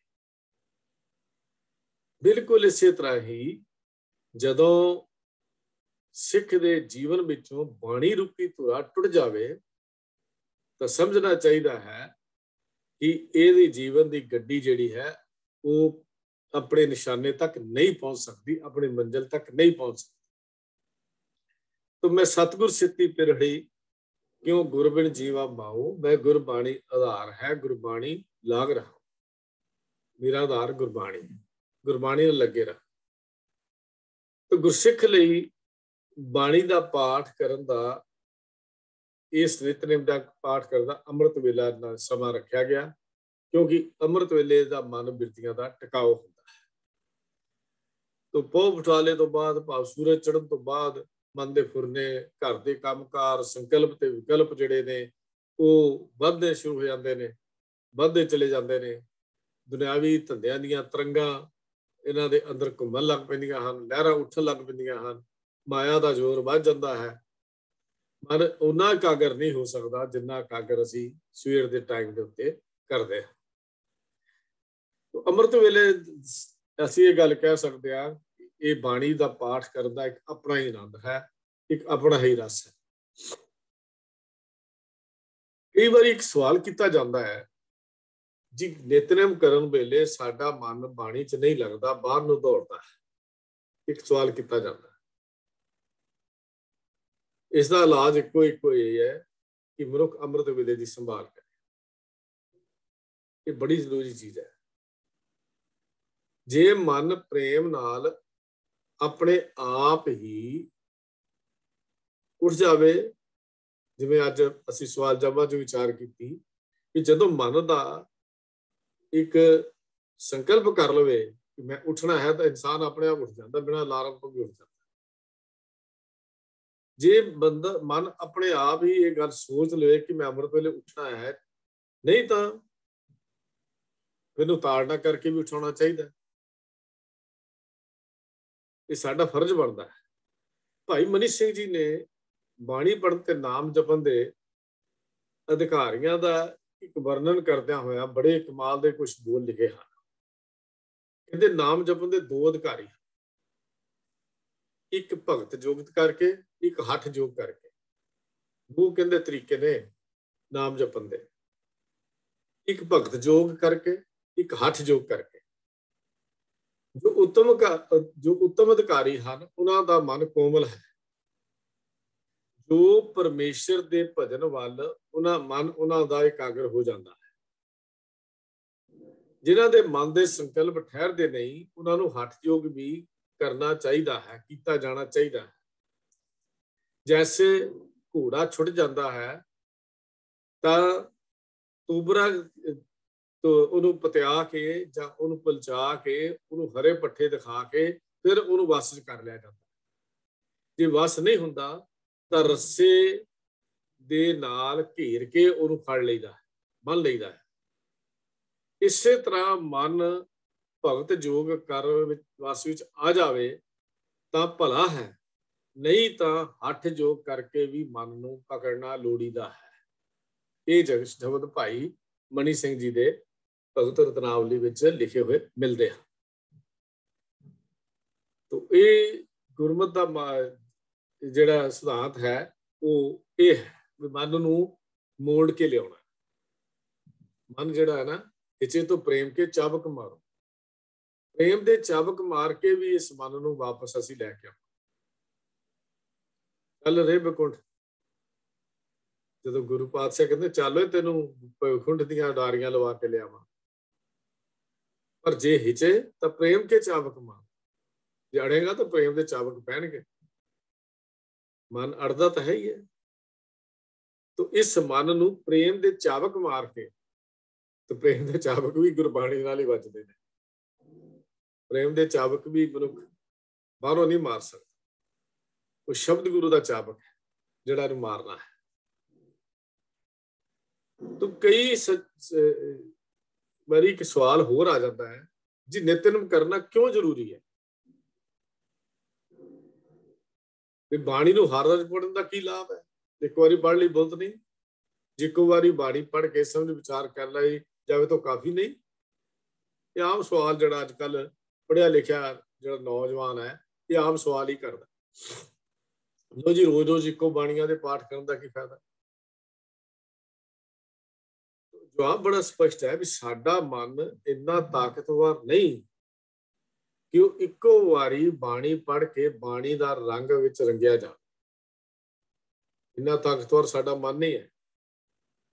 ਜਾਂ ਇਹ ਕਹਿ ਲਈਏ ਵੀ ਇਹਨੂੰ ਵਿਕਾਰਾਂ ਦੀ ਮਾਰ ਤੋਂ ਬਚਾਇਆ ਜਾ ਸਕੇ। ਇਹ ਮਨ ਇੰਨੀ ਸ਼ਕਤੀ ਵਾਲਾ ਨਹੀਂ ਹੈ। ਘਰ ਦੇ ਵਿਹੜੇ 'ਚ, ਕਮਰੇ 'ਚ ਇੱਕ ਦਿਨ ਝਾੜੂ ਨਾ ਦਿੱਤਾ ਜਾਵੇ, ਹੁਣ ਅਸੀਂ ਇੱਥੇ ਭਾਵੇਂ USA ਹੈ, ਭਾਵੇਂ ਹੋਰ ਕੰਟਰੀ ਹੈ ਜਿੱਥੇ ਮਿੱਟੀ ਨਹੀਂ ਉੱਡਦੀ ਬਾਹਰ ਤੱਕ, ਪਰ ਫਿਰ ਵੀ ਤੁਸੀਂ ਦੇਖੋਗੇ, ਕਦੀ ਆਪਣੇ ਘਰਾਂ ਵਿੱਚ ਦੇਖੋ ਜਿੱਥੇ ਕਾਲੇ ਰੰਗ ਦੀਆਂ ਸ਼ੈਲਫਸ ਹੁੰਦੀਆਂ ਨੇ, ਕਾਲੇ ਗਲਾਸ ਦੀਆਂ, ਉਹਨਾਂ ਉੱਤੇ ਮਿੱਟੀ ਆ ਕੇ ਜੰਮ ਜਾਂਦੀ ਡੇਲੀ ਨਿਤਾ ਪ੍ਰਤੀ, ਜਿੱਥੇ ਵੀ, ਭਾਵੇਂ ਉਹ ਥੋੜੀ ਬਹੁਤ ਮਿਕਦਾਰ ਚ ਹੋਵੇ, ਲੇਕਿਨ ਉਹਦੇ ਨਿਸ਼ਾਨ ਜਿਹੜੇ ਛੋਟੇ ਛੋਟੇ ਕਿਨਕੇ ਸਭ ਨੂੰ ਮਿੱਟੀ ਦੇ ਜ਼ਰੂਰ ਨਜ਼ਰ ਆਉਂਦੇ। ਕਿੱਥੋਂ ਆਉਂਦੇ ਨੇ, ਕਿਵੇਂ ਆਉਂਦੇ ਨੇ? ਗੱਲ ਬੜੀ ਸਾਫ਼ ਜੀ ਹੈ ਵੀ ਜੇ ਅਸੀਂ ਘਰ ਨੂੰ ਰੋਜ਼ ਸਾਫ਼ ਨਹੀਂ ਕਰਦੇ ਤਾਂ ਉਹਦੇ ਉੱਤੇ ਮਿੱਟੀ ਦੀ ਤਹਿ ਜੰਮਣੀ ਸ਼ੁਰੂ ਹੋ ਜਾਂਦੀ ਹੈ। ਇਸੇ ਤਰ੍ਹਾਂ ਹੀ ਜੇ ਸਰੀਰਕ ਸ਼ੁੱਧੀ ਲਈ ਇੱਕ ਦਿਨ ਵੀ ਇਸ਼ਨਾਨ ਨਾ ਕਰੀਏ, ਨਾਗਾ ਪਾ ਲਈਏ, ਤਾਂ ਸਰੀਰ ਕਈ ਵਾਰੀ ਭਾਰਾ ਭਾਰਾ ਲੱਗਦਾ, ਆਲਸੀ ਜਿਹਾ ਲੱਗਣ ਲੱਗਦਾ, ਸਾਰਾ ਦਿਨ ਉਬਾਸੀਆਂ ਤੇ ਥਕੇਵਾਂ ਜਿਹਾ ਜਾਂ ਅਕੇਵਾਂ ਜਿਹਾ ਮਹਿਸੂਸ ਹੁੰਦਾ ਰਹਿੰਦਾ। ਇਸੇ ਤਰ੍ਹਾਂ ਜੇ ਇੱਕ ਦਿਨ ਵੀ ਨਿਤ ਬਾਣੀ ਦਾ ਪਾਠ ਤਾਂ ਬਾਣੀ ਦਾ ਨਿਤਨੇਮ ਜਿਹੜਾ ਹੈ ਉਹ ਛੱਡ ਦਿੱਤਾ ਜਾਏ ਜਾਂ ਘਿਰਾ ਦਿੱਤਾ ਜਾਏ ਤਾਂ ਸਿੱਖ ਦੇ ਮਨ ਟਿਕਾਓ ਵਿੱਚ ਨਹੀਂ ਰਹਿੰਦਾ, ਅਸ਼ਾਂਤ ਰਹਿੰਦਾ ਹੈ, ਉਹ ਸ਼ਾਂਤੀ ਨਹੀਂ ਬਣਦੀ, ਅੰਦਰ ਹੋਰ ਤਰ੍ਹਾਂ ਦੇ ਵਿਚਾਰ ਜਿਹੜੇ ਨੇ ਆਉਂਦੇ ਨੇ। ਮਨ ਦੀ ਮੈਲ ਜਿਹੜੀ ਹੈ ਪ੍ਰਭੂ ਦੀ ਉਸਤਤ ਰੂਪੀ ਬਾਣੀ ਸੁਣਨ ਨਾਲ, ਪੜਨ ਨਾਲ ਹੀ ਉਤਰ ਸਕਦੀ ਹੈ। ਮਤ ਪਾਪਾਂ ਕੇ ਸੰਗ ਉਹ ਧੋਪੈ ਨਾਵੇ ਕੇ ਰੰਗ। ਕੱਪੜਾ ਗੰਦਾ ਸਾਬੁਨ ਲਾ ਕੇ ਧੋ ਲਈਦਾ, ਲੇਕਿਨ ਮਨ ਗੰਦਾ, ਅੰਦਰ ਮੈਲਾ ਹੈ, ਤਨ ਧੋਤੇ ਮਨ ਹੱਛਾ ਨਾ ਹੋਏ। ਉਹ ਇੱਕ ਸਾਡੀ ਕਿਰਿਆ ਹੈ ਤਨ ਧੋਣ ਦੀ, ਜਿਹੜੀ ਮਨ ਨੂੰ ਧੋਣ ਦੇ ਲਈ ਅਗਲਾ ਪਹਿਲਾ ਕਦਮ ਹੈ, ਉਦਮ ਹੈ। ਲੇਕਿਨ ਇੱਕ ਗੱਲ ਯਾਦ ਰੱਖਣੀ ਚਾਹੀਦੀ ਹੈ ਕਿ ਬਾਣੀ ਅੰਦਰ ਦੀ ਜਿਹੜੀ ਸਾਡੇ ਮਨ ਦੀ ਮੈਲ ਹੈ ਉਹ ਪ੍ਰਭੂ ਦੀ ਉਸਤਤ ਰੂਪੀ ਬਾਣੀ ਪੜਨ ਨਾਲ, ਸੁਣਨ ਨਾਲ ਹੀ ਉਤਰ ਸਕਦੀ ਹੈ। ਜੇ ਬਾਣੀ ਦਾ ਪਾਠ ਹਰ ਰੋਜ਼ ਨਾ ਕੀਤਾ ਜਾਵੇ ਤਾਂ ਫਿਰ ਜਿਵੇਂ ਘਰ ਦੇ ਵਿੱਚ ਆ ਕੇ ਗੰਦਗੀ ਰੋਜ਼ ਦੇ ਰੋਜ਼ ਪੈਂਦੀ ਜਾਂਦੀ, ਮਿੱਟੀ ਆਉਂਦੀ ਹੈ, ਇਸੇ ਤਰ੍ਹਾਂ ਹੀ ਵਿਕਾਰਾਂ ਦੀ ਮੈਲ ਜੋ ਹਰ ਸਮੇਂ ਸਾਡੇ, ਹਰ ਟਾਈਮ ਤੇ, ਹਰ ਸਮੇਂ ਸਾਡੇ ਨਾਲ ਨਾਲ ਤੁਰੀ ਜਾਂਦੀ ਹੈ, ਉਹ ਫਿਰ ਨਹੀਂ ਧੋਤੀ ਜਾ ਸਕਦੀ। ਕਿਵੇਂ ਧੋਤੀ ਜਾ ਸਕਦੀ ਹੈ? ਅਗਲਾ ਸਵਾਲ ਵੀ ਕਿਵੇਂ ਧੋਤੀ ਜਾ ਸਕਦੀ ਹੈ? ਭਾਵ ਅਸੀਂ ਨਹੀਂ ਧੋ ਸਕਦੇ। ਅਸੀਂ ਨਿਤਨੇਮ ਦੀ ਸੰਭਾਲ ਵੱਲੋਂ ਜੇ ਵਿਸਲੇ ਹੋ ਜਾਂਦੇ ਆ, ਪਰ ਪੁਰਾਤਨ ਗੁਰਸਿੱਖਾਂ ਦੇ ਜੀਵਨ ਦੇ ਵਿੱਚ ਇਹ ਕਮੀ ਨਹੀਂ ਸੀ, ਇਹ ਘਾਟ ਨਹੀਂ ਸੀ। ਅਸੀਂ ਤਾਂ ਵਿਸਲੇ ਹੋ ਜਾਂਦੇ ਆ, ਕਈ ਵਾਰੀ ਲੇਟ ਫਿਟ ਕਰ ਦਿੰਦੇ ਆ, ਪਰ ਪੁਰਾਤਨ ਗੁਰੂ ਕੇ ਸਿੱਖ ਜਿਨ੍ਹਾਂ ਦਾ ਜ਼ਿਕਰ ਅਸੀਂ, ਜਿਨ੍ਹਾਂ ਸਿੰਘਾਂ ਸਿੰਘਣੀਆਂ ਨੇ ਧਰਮੇ ਸੀਸ ਦਿੱਤੇ, ਬੰਦ ਕਟਾਏ, ਖੁਪਰੀਆਂ ਲਹਾਈਆਂ, ਚਰਖੀਆਂ ਤੇ ਚੜੇ, ਆਰਨਾ ਚਰਾਏ ਗਏ, ਗੁਰਦੁਆਰੇ ਦੀ ਸੇਵਾ ਲਈ ਕੁਰਬਾਨੀਆਂ ਕੀਤੀਆਂ, ਧਰਮ ਨਹੀਂ ਹਾਰਿਆ, ਸਿੱਖੀ ਕੇਸਾਂ ਸਵਾਸਾਂ ਨਾਲ ਲਵਾਈ, ਉਹਨਾਂ ਦੇ ਅੰਦਰ ਸਭ ਤੋਂ ਵੱਡਾ ਗੁਣ ਸੀ ਉਹ ਸੀ ਨਿਤਨੇਮ ਦੀ ਪਰਪੱਕਤਾ। ਨਿਤਨੇਮ ਵੱਲੋਂ ਕਦੀ ਵਿਸਲੇ ਨਹੀਂ ਸੀ। ਜਦੋਂ ਸਨ 1699 ਈਸਵੀ ਦੇ ਵਿੱਚ ਗੁਰੂ ਗੋਬਿੰਦ ਸਿੰਘ ਮਹਾਰਾਜ ਸੱਚੇ ਪਾਤਸ਼ਾਹ ਨੇ ਖਾਲਸਾ ਪੰਥ ਦੀ ਸਿਰਜਣਾ ਕੀਤੀ, ਪੰਜਾਂ ਪਿਆਰਿਆਂ ਦੀ ਚੋਣ ਕਰਨ ਤੋਂ ਬਾਅਦ ਉਹਨਾਂ ਨੂੰ ਖੰਡੇ ਬਾਟੇ ਦੀ ਪੌਲ ਦਿੱਤੀ, ਜਾਂ ਖੰਡੇ ਬਾਟੇ ਦਾ ਅੰਮ੍ਰਿਤ ਉਹਨਾਂ ਪਾਸੋਂ ਵੀ ਤਿਆਰ ਕਰਾਇਆ ਗਿਆ।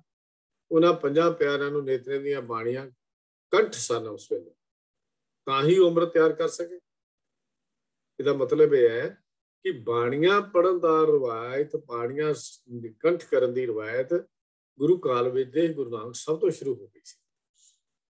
ਇਹਦਾ ਮਤਲਬ ਹੈ ਜੇ ਅੰਮ੍ਰਿਤ ਪਾਨ ਕਰਨ ਲੱਗਿਆ, ਇਤਿਹਾਸ ਇਹ ਲਿਖਦਾ ਹੈ ਇੱਕ ਦਿਨ ਵਿੱਚ ਹੀ ਉਸ ਵੇਲੇ ਬਹੁਤ ਵੱਡੀ ਮਿਕਦਾਰ ਵਿੱਚ ਅੰਮ੍ਰਿਤ ਪਾਨ ਕੀਤਾ ਗਿਆ ਜਾਂ ਖੰਡੇ ਬਾਟੇ ਦੀ ਪਹੁਲ ਲਈ ਗਈ, ਤਾਂ ਜਿਹੜੇ ਅੰਮ੍ਰਿਤ ਛਕਾਉਣ ਲਈ ਵੱਖਰੇ ਵੱਖਰੇ ਜੱਥੇ ਬੰਦੇ ਸਨ, ਉਹ ਪੰਜਾਂ ਵਿੱਚ ਸ਼ਾਮਲ ਹੋਣ ਵਾਲਿਆਂ ਨੂੰ ਵੀ ਬਾਣੀਆਂ ਯਾਦ ਸਨ।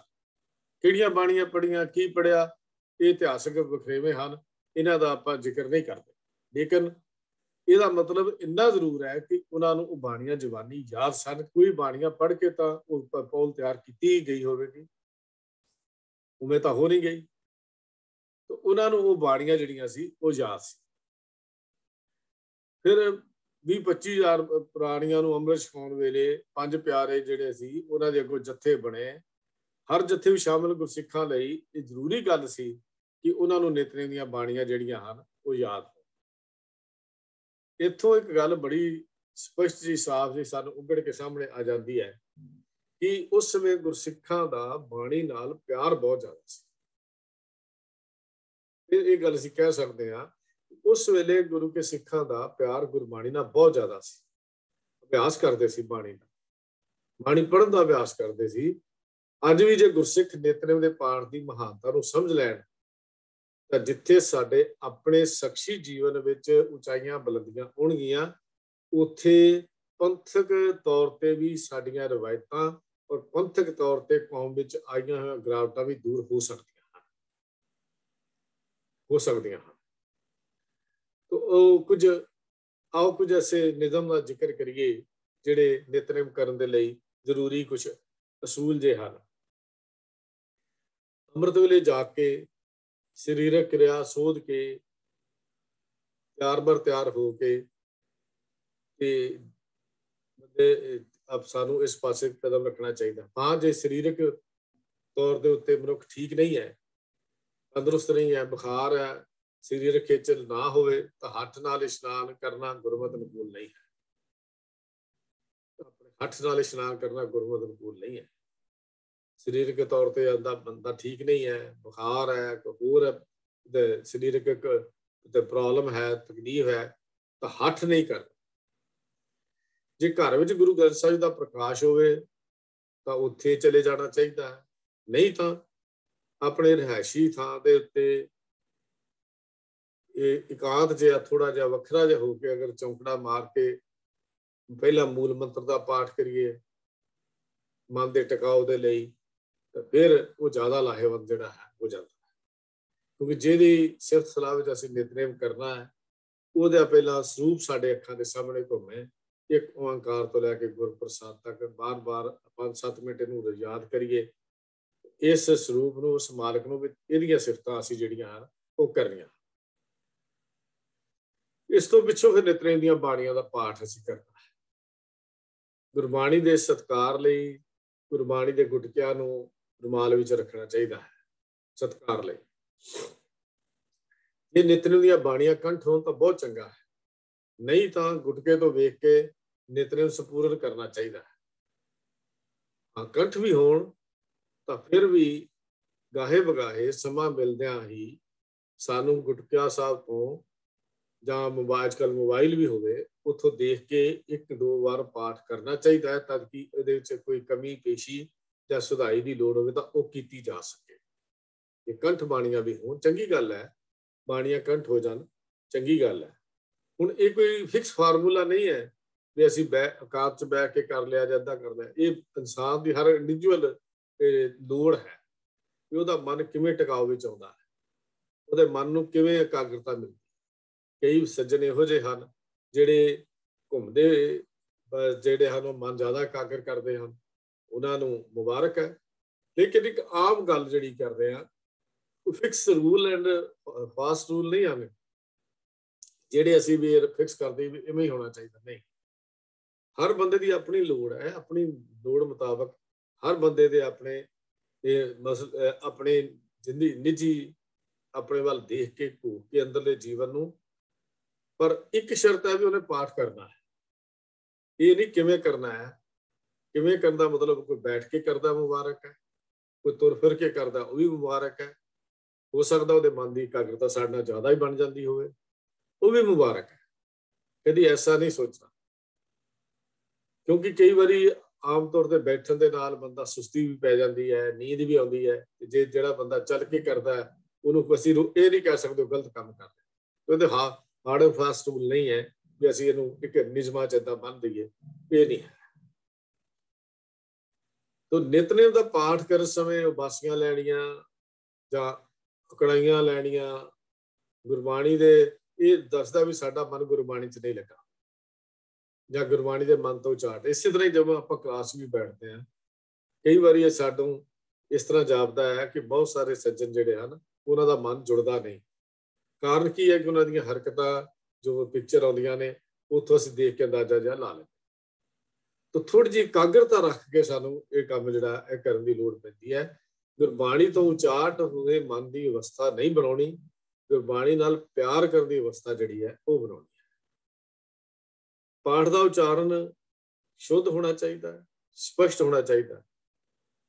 ਸਭ ਤੋਂ ਸ਼ੁੱਧ ਪਾਠ ਉਹ ਮੰਨਿਆ ਜਾਂਦਾ, ਉਹ ਗਿਣਿਆ ਜਾਂਦਾ ਹੈ ਜਿਹੜੇ ਸ਼ਬਦਾਂ ਦੀ ਪਦ ਵੰਡ, ਵਿਸ਼ਰਾਮ, ਅਰਧ ਵਿਸ਼ਰਾਮ ਜਾਂ ਕੌਮੇ ਕਿੱਥੇ ਲੱਗਣੇ ਨੇ, ਪੌਜ਼ ਕਿੱਥੇ ਲੱਗਣੇ ਨੇ, ਇਹਦਾ ਧਿਆਨ ਰੱਖ ਕੇ ਪਾਠ ਕੀਤਾ ਜਾਵੇ, ਫਿਰ ਸਮਝ ਜ਼ਿਆਦਾ ਆਉਂਦੀ। ਇਹ ਗੁਰਬਾਣੀ ਦੇ ਨਿਯਮ ਨਹੀਂ ਮੈਂ ਗੱਲ ਕਰ ਰਿਹਾ, ਮੈਂ ਸਿਰਫ ਇਹ ਗੱਲ ਕਰ ਰਿਹਾ ਜਦੋਂ ਅਸੀਂ ਇਸ ਢੰਗ ਨਾਲ ਪਾਠ ਕਰਾਂਗੇ, ਘੜੀਆ ਸ਼ਬਦ, ਤੇ ਇੱਥੇ ਫਿਰ ਘੜੀਏ ਸ਼ਬਦ ਦੇ ਉੱਤੇ ਵਿਸਰਾਮ ਲੱਗਦਾ ਹੈ। ਘੜੀਏ ਸ਼ਬਦ ਸੱਚੀ ਲਾਵਾਂਗੇ ਤਾਂ ਉਹਦਾ ਅਰਥ ਹੋਰ ਬਣ ਜਾਂਦਾ ਹੈ। ਇਸ ਢੰਗ ਨਾਲ ਜਿੱਥੇ ਜਿੱਥੇ ਵਿਸਰਾਮ ਸਾਡੇ ਲੱਗਦੇ ਉਹ ਸਾਨੂੰ ਯਾਦ ਕਰ ਲੈਣੇ ਚਾਹੀਦੇ ਆ। ਤਾਂ ਮੇਰਾ ਸਿਰਫ ਇੰਨਾ ਮਤਲਬ ਹੈ, ਗੁਰਬਾਣੀ ਦਾ ਸ਼ੁੱਧ ਪਾਠ ਕਰਨ ਦੇ ਲਈ ਇਹਨਾਂ ਚੀਜ਼ਾਂ ਦਾ ਖਿਆਲ ਸਾਨੂੰ ਰੱਖਣਾ ਚਾਹੀਦਾ ਹੈ।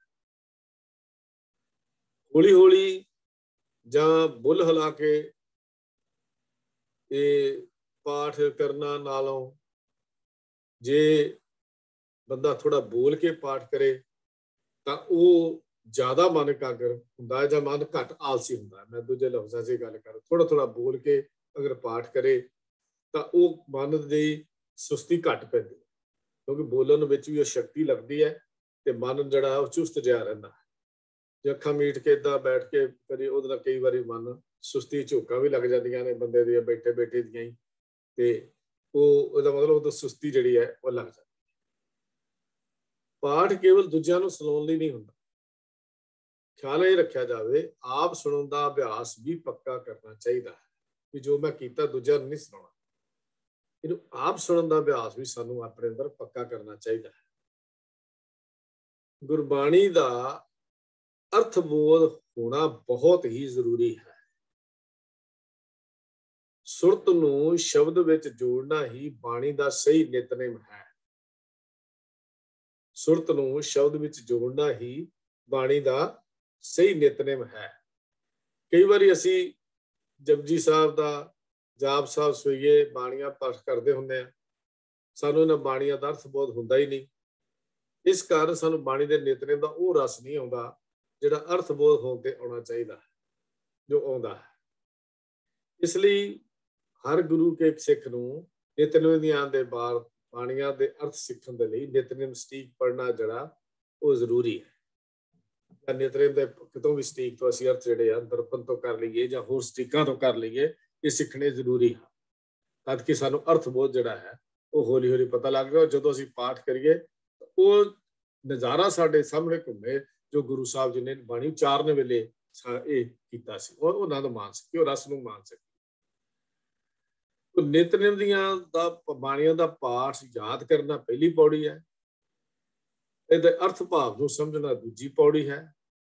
ਅਰਥ ਭਾਵ ਸਮਝ ਕੇ ਸੁਰਤ ਨੂੰ ਸ਼ਬਦ ਵਿੱਚ ਜੋੜ ਕੇ ਉਸ ਸੰਸਾਰ ਜੀਵਨ ਦੀ ਕਮਾਈ ਕਰਨੀ, ਇਹ ਗੁਰਸੇ ਸਿੱਖ ਦੇ ਜੀਵਨ ਦਾ ਨਿਸ਼ਾਨਾ ਹੈ, ਸਾਡਾ ਮੰਜ਼ਿਲ ਹੈ। ਜੇ ਕੇਵਲ ਰਸਮੀ ਪਾਠ ਤੱਕ ਹੀ ਅਸੀਂ ਆਪਣੇ ਆਪ ਨੂੰ ਸੀਮਿਤ ਰੱਖ ਲਿਆ ਤਾਂ ਜੀਵਨ ਵਿੱਚ ਚੇਂਜ ਨਹੀਂ ਆਏਗੀ, ਤਬਦੀਲੀ ਨਹੀਂ ਆਏਗੀ, ਪਲਟਾ ਨਹੀਂ ਆ ਸਕੇਗਾ। ਜੋ ਅਰਥ ਭਾਵ ਸਮਝ ਕੇ ਮਨੁੱਖ ਦੀ ਕਮਾਈ ਕੀਤਿਆਂ ਜੀਵਨ ਵਿੱਚ ਚੇਂਜ ਆਉਂਦੀ ਹੈ, ਉਹ ਕੇਵਲ ਪਾਠ ਪੜ੍ਹਨ ਨਾਲ ਨਹੀਂ ਹੁੰਦੀ। ਇਸਦਾ ਮਤਲਬ ਇਹ ਹੈ ਕਿ ਸਮਝਣ ਦੀ ਅਤਿ ਲੋੜ ਹੈ। ਹਾਂ, ਅਗਲੀ ਗੱਲ ਇੱਕ ਹੋਰ ਜ਼ਰੂਰੀ ਮੈਂ ਕਰਨੀ ਚਾਹੁੰਦਾ, ਪਾਠ ਕੇਵਲ ਨਿਤਨੇਮ ਪੂਰਾ ਕਰਨ ਲਈ ਹੀ ਨਹੀਂ ਕਰਨਾ। ਨਿਤਨੇਮ ਦਾ ਪਾਠ ਕਾਲੀ ਕਾਲੀ ਮੁਕਾਉਣ ਵਾਲੀ ਇੱਕ ਭੈੜੀ ਜੀ ਆਦਤ ਸਾਨੂੰ ਪੈ ਗਈ। ਕਈ ਸੱਜਣ ਤਾਂ ਇਹੋ ਜਿਹੇ ਹਨ ਜਿਹੜੇ ਇਸ਼ਨਾਨ ਕਰਨ ਤੋਂ ਪਹਿਲਾਂ ਜਪਜੀ ਸ਼ੁਰੂ ਕਰਦੇ ਆ, ਇੱਕ ਸ਼ਹਿਰਾ ਉਦੋਂ ਨਿਚੋੜਦੇ ਕਹਿੰਦੇ ਕੀਤੀ ਛੁੱਟੀ ਨਾਲ ਨਾੜੀ ਕੰਮ ਜਿਹੜਾ ਜਪਜੀ ਨਿਬੜ ਜਾਂਦੀ ਹੈ। ਕਈ ਸੱਜਣ ਇਹੋ ਜਿਹੇ ਵੀ ਹਨ। ਜੇ ਮੈਂ ਕਹਿ ਲਵਾਂ ਗੁਰਬਾਣੀ ਇਸ਼ਨਾਨ ਕਰਦਿਆਂ ਜਪਜੀ ਸਾਹਿਬ ਦਾ ਭੋਗ ਪਾ ਲੈਂਦੇ ਆ, ਪਰ ਪਿਆਰਿਓ ਗੁਰਬਾਣੀ ਰਸ ਲੈ ਕੇ ਪੜ੍ਹਨੀ ਚਾਹੀਦੀ ਹੈ, ਰਸ ਲੈ ਕੇ, ਆਨੰਦ ਲੈ ਕੇ। ਇਹ ਨਿਯਮ ਪੂਰਾ ਨਹੀਂ ਕਰਨਾ। ਜੇ ਕੇਵਲ ਨਿਯਮ ਪੂਰੇ ਕਰਨ ਤੱਕ ਅਸੀਂ ਚਲੇ ਜਾਵਾਂਗੇ ਤਾਂ ਰਸ ਨਹੀਂ ਮਾਣ ਸਕਾਂਗੇ, ਤਾਂ ਰਸ ਦਾ ਸੋਮਾ ਹੈ। ਗੁਰਬਾਣੀ ਦਾ ਪਾਠ ਕਰਨ ਲੱਗਿਆਂ ਬਹੁਤੀਆਂ ਗੱਲਾਂ ਨਹੀਂ ਕਰਨੀਆਂ ਚਾਹੀਦੀਆਂ ਆਸ-ਪਾਸ। ਜੇ ਕੋਈ ਜ਼ਰੂਰੀ ਕੰਮ ਹੋਵੇ ਤਾਂ ਫਿਰ ਹੱਠ ਨਹੀਂ ਕਰਨਾ ਚਾਹੀਦਾ ਮਨ, ਕਿਉਂਕਿ ਹੱਠ ਜਿਹੜਾ ਉਹਦੇ ਵੱਲ ਵੀ ਸਾਡਾ ਮਨ ਉਖੜ ਜਾਂਦਾ ਹੈ।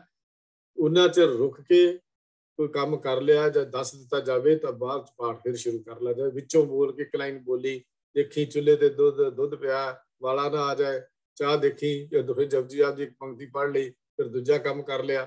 ਇਹ ਪਾਠ ਕਰਨ ਦਾ ਢੰਗ ਨਹੀਂ ਹੈ। ਆਮ ਤੌਰ ਤੇ ਇਹੋ ਕੁਛ ਹੁੰਦਾ ਹੈ ਜਿਹੜਾ ਕੰਮ ਅਸੀਂ ਕਰਦੇ ਹਾਂ। ਕਈ ਥਾਵਾਂ ਤੇ ਸਾਨੂੰ ਇਹ ਵੀ ਗੱਲ ਵੇਖਣ ਚ ਆਉਂਦੀ ਹੈ ਕਿ ਨਿਤਨੇਮ ਦੀਆਂ ਬਾਣੀਆਂ ਦੇ ਪਾਠ ਵੇਲੇ ਇੱਕ ਬਾਣੀ ਨੂੰ ਕਈ ਸੱਜਣ ਕਈ ਹਿੱਸਿਆਂ 'ਚ ਵੰਡ ਕੇ ਕਰਦੇ ਆ। ਜਪਜੀ ਸਾਹਿਬ ਦਾ ਪਾਠ ਆਰੰਭ ਹੁੰਦਾ ਤਾਂ ਪਹਿਲੀ ਪੌੜੀ ਇੱਕ ਸੱਜਣ ਕਰਦਾ, ਬਾਕੀ ਦੋ ਸੱਜਣ ਹੋਰ ਵਾਰੋ ਵਾਰੀ ਕਰਦੇ ਹਨ। ਇਹ ਆਪੋ ਆਪਣੀ ਰੁਚੀ ਹੁੰਦੀ ਹੈ। ਪਰ ਮੇਰੀ ਵੀ ਆਪਣੀ ਨਿੱਜੀ ਸੋਚ ਇਹ ਕਹਿੰਦੀ ਹੈ, ਚੰਗੀ ਗੱਲ ਮੈਨੂੰ ਤਾਂ ਇਹ ਲੱਗਦੀ ਹੈ ਕਿ ਸਪੂਰਨ ਪਾਠ ਇੱਕੋ ਪ੍ਰੇਮੀ ਹੀ ਕਰੇ। ਮੈਨੂੰ ਤਾਂ ਜੋ ਆਨੰਦ ਆਉਂਦਾ ਉਹ ਕਦੀ ਇਸ ਤਰ੍ਹਾਂ ਨਹੀਂ ਆਉਂਦਾ ਪੌੜੀ ਪੌੜੀ ਪੜ੍ਹ ਕੇ। ਮੈਂ ਆਪਣੇ ਨਿੱਜੀ ਜੀਵਨ ਦੀ ਗੱਲ ਕਰ ਰਿਹਾ ਕਿ ਮੈਂ ਇਹ 'ਚੋਂ ਕਦੀ ਆਨੰਦ ਨਹੀਂ ਲੈ ਸਕਿਆ। ਜਿੰਨਾ ਬਾਣੀ ਸਪੂਰਨ ਕਰਕੇ ਆਨੰਦ ਮਿਲਦਾ ਹੈ ਉਹਦਾ ਆਨੰਦ ਇਹ ਇਸ ਤਰ੍ਹਾਂ ਮੈਂ ਆਪਣੀ ਨਿੱਜੀ ਜੀਵਨ ਦੀ ਗੱਲ ਕਰਦਾ। ਹਰ ਬੰਦੇ ਦੀ ਆਪੋ ਆਪਣੀ ਇਹਦੇ 'ਚ ਹਾਰਡ ਐਂਡ ਫਾਸਟ ਰੂਲ ਅਸੀਂ ਨਹੀਂ ਦੇ ਸਕਦੇ, ਲੇਕਿਨ ਮੈਨੂੰ ਇਹ ਲੱਗਦਾ ਹੈ ਕਿ ਇੱਕ ਬੰਦਾ ਜੇ ਇੱਕ ਬਾਣੀ ਦਾ ਪਾਠ ਕਰਨ, ਬਾਕੀ ਸਰੋਤੇ ਬਣ ਕੇ ਉਹਨੂੰ ਸੁਣ ਲੈਣ, ਘੜੀ ਮੋੜੀ ਜੇ ਪਾਠੀ ਬਦਲਦਾ ਰਹੇ ਤਾਂ ਬਿਰਤੀ ਦਾ ਟਿਕਾਓ ਨਹੀਂ ਬਣਦਾ। ਕਿਉਂਕਿ ਹਰੇਕ ਦੀ ਬੋਲਣ ਦਾ ਢੰਗ ਵੱਖਰਾ ਹੁੰਦਾ ਹੈ, ਉਚਾਰਨ ਦਾ ਢੰਗ ਵੱਖਰਾ ਹੁੰਦਾ ਹੈ, ਉਹਦੇ ਬੋਲਾਂ ਦਾ ਸਟਾਈਲ ਵੱਖਰਾ ਹੁੰਦਾ ਹੈ। ਚੰਗਾ ਤਰੀਕਾ ਇਹ ਹੈ ਕਿ ਜਿਤਨੇ ਨਿਤਨੇਮੀ ਇਕੱਠੇ ਹੁੰਦੇ ਹਨ ਉਹ ਇੱਕ ਇੱਕ ਦਿਨ ਵਾਰੋ ਵਾਰੀ ਵੱਖਰੀਆਂ ਵੱਖਰੀਆਂ ਬਾਣੀਆਂ ਦਾ ਪਾਠ, ਜੇ ਇਕੱਠੇ ਬਹਿ ਕੇ ਵੀ ਅਸੀਂ ਘਰ ਦੇ ਜੀਆਂ ਨੇ ਵੀ ਕਰਨਾ ਹੈ। ਅੱਜ ਮੈਂ ਜਪਜੀ ਕੀਤੀ ਹੈ, ਕੱਲ ਮੇਰੀ ਸਿੱਧ ਸਿੰਘਣੀ ਕਰੇਗੀ, ਪਰਸੋਂ ਨੂੰ ਬੇਟਾ ਕਰ ਲਵੇ। ਇਸ ਢੰਗ ਦੇ ਨਾਲ ਹੋਣਾ ਚਾਹੀਦਾ ਹੈ। ਅੱਜ ਜਾਪ ਮੈਂ ਕੀਤਾ, ਦੂਸਰੇ ਦਿਨ ਦੂਸਰਾ ਕਰੇ, ਇਸ ਢੰਗ ਨਾਲ ਕਰਨਾ ਚਾਹੀਦਾ ਹੈ। ਇੱਕ ਗੱਲ ਹੋਰ ਕਰਦੇ ਹਾਂ ਵੀ ਸਰੀਰਕ ਕਸ਼ਟ ਤੋਂ ਬਿਨਾਂ ਨਿਤਨੇਮ ਦਾ ਪਾਠ ਲੰਮੇ ਪੈ ਕੇ ਕਰਨਾ ਇੱਕ ਢੰਗੀ ਕਲਾ ਦੀ ਨਿਸ਼ਾਨੀ ਹੈ। ਵੀ ਜਿਹੜੀ ਨਿਤਨੇਮ ਦਾ ਲੰਮੇ ਪੈ ਸਰੀਰਕ ਕਸ਼ਟ ਤੋਂ ਬਿਨਾਂ, ਜੇ ਕੋਈ ਸਰੀਰਕ ਖੇਚਲ ਨਾ ਹੋਵੇ ਤਾਂ ਨਿਤਨੇਮ ਲੰਮੇ ਪਾ ਕੇ ਖੇਚਲ ਹੋਵੇ ਤਾਂ ਲੰਮੇ ਪੈ ਕੇ ਕੀਤਾ ਜਾ ਸਕਦਾ ਹੈ। ਗੁਰਬਾਣੀ ਉੱਠਦੇ ਬੈਠਦੇ ਸੌਂਦੇ ਹਰ ਤਰ੍ਹਾਂ ਪੜ੍ਹੀ ਜਾ ਸਕਦੀ ਹੈ, ਪਰ ਪਿਆਰ ਸਤਿਕਾਰ ਤੇ ਮਨ ਦਾ ਟਿਕਾਓ ਹੋਣਾ ਬਹੁਤ ਹੀ ਜ਼ਰੂਰੀ ਹੈ। ਤੋ ਇਸ ਤੇ ਅਗਲੀ ਗੱਲ ਅਸੀਂ ਗੱਲ ਕਰਦੇ ਹਾਂ, ਸੰਗਤੀ ਪਾਠ ਜਦੋਂ ਹੁੰਦਾ ਹੋਵੇ, ਜੇ ਕਿਸੇ ਨੇ ਕੋਈ ਉਚਾਰਨ ਦੀ ਗਲਤੀ ਕੀਤੀ ਤਾਂ ਟੋਕ ਟਕਾਈ ਨਹੀਂ ਕਰਨੀ ਚਾਹੀਦੀ। ਵਿੱਚੋਂ ਟੋਕ ਟਕਾਈ ਕਰਨੀ ਠੀਕ ਨਹੀਂ। ਸ਼ੁੱਧ ਪਾਠ ਕਰਨ ਵੇਲੇ ਪ੍ਰਾਣੀ ਪ੍ਰੇਮੀ ਨੂੰ ਸ਼ੁੱਧ ਪਾਠ ਦੱਸਣਾ ਚੰਗੀ ਗੱਲ ਹੈ, ਪਰ ਕਈ ਵਾਰੀ ਪਾਠੀ ਸਿੰਘ ਖਿਜਣ ਲੱਗ ਜਾਂਦੇ ਹਨ, ਜਿਸ ਨਾਲ ਸਾਰਾ ਵਾਤਾਵਰਨ ਹੀ ਖਰਾਬ ਹੋ ਜਾਂਦਾ। ਕਈ ਤਾਂ ਬੜੇ ਉੱਚੀ ਬੋਲ ਕੇ ਗੱਲ ਕਰਦੇ ਆ, ਵਿੱਚੋਂ ਟੋਕਣਾ ਚੰਗੀ ਗੱਲ ਨਹੀਂ। ਪ੍ਰੇਮੀ ਨੂੰ 2-4 ਵਾਰੀ ਸ਼ੁੱਧ ਪਾਠ ਦੱਸਿਆ ਜਾਵੇ ਤਾਂ ਕਈ ਵਾਰੀ ਅਗਲਾ ਪਾਠ ਹੀ ਭੁੱਲ ਜਾਂਦਾ। ਪਾਠ ਕਰਨ ਵਾਲਾ ਜੇ ਉਹਨੂੰ 2-4 ਵਾਰੀ ਟੋਕ ਦੇਈਏ ਤਾਂ ਪਾਠ ਹੀ ਭੁੱਲ ਜਾਂਦਾ।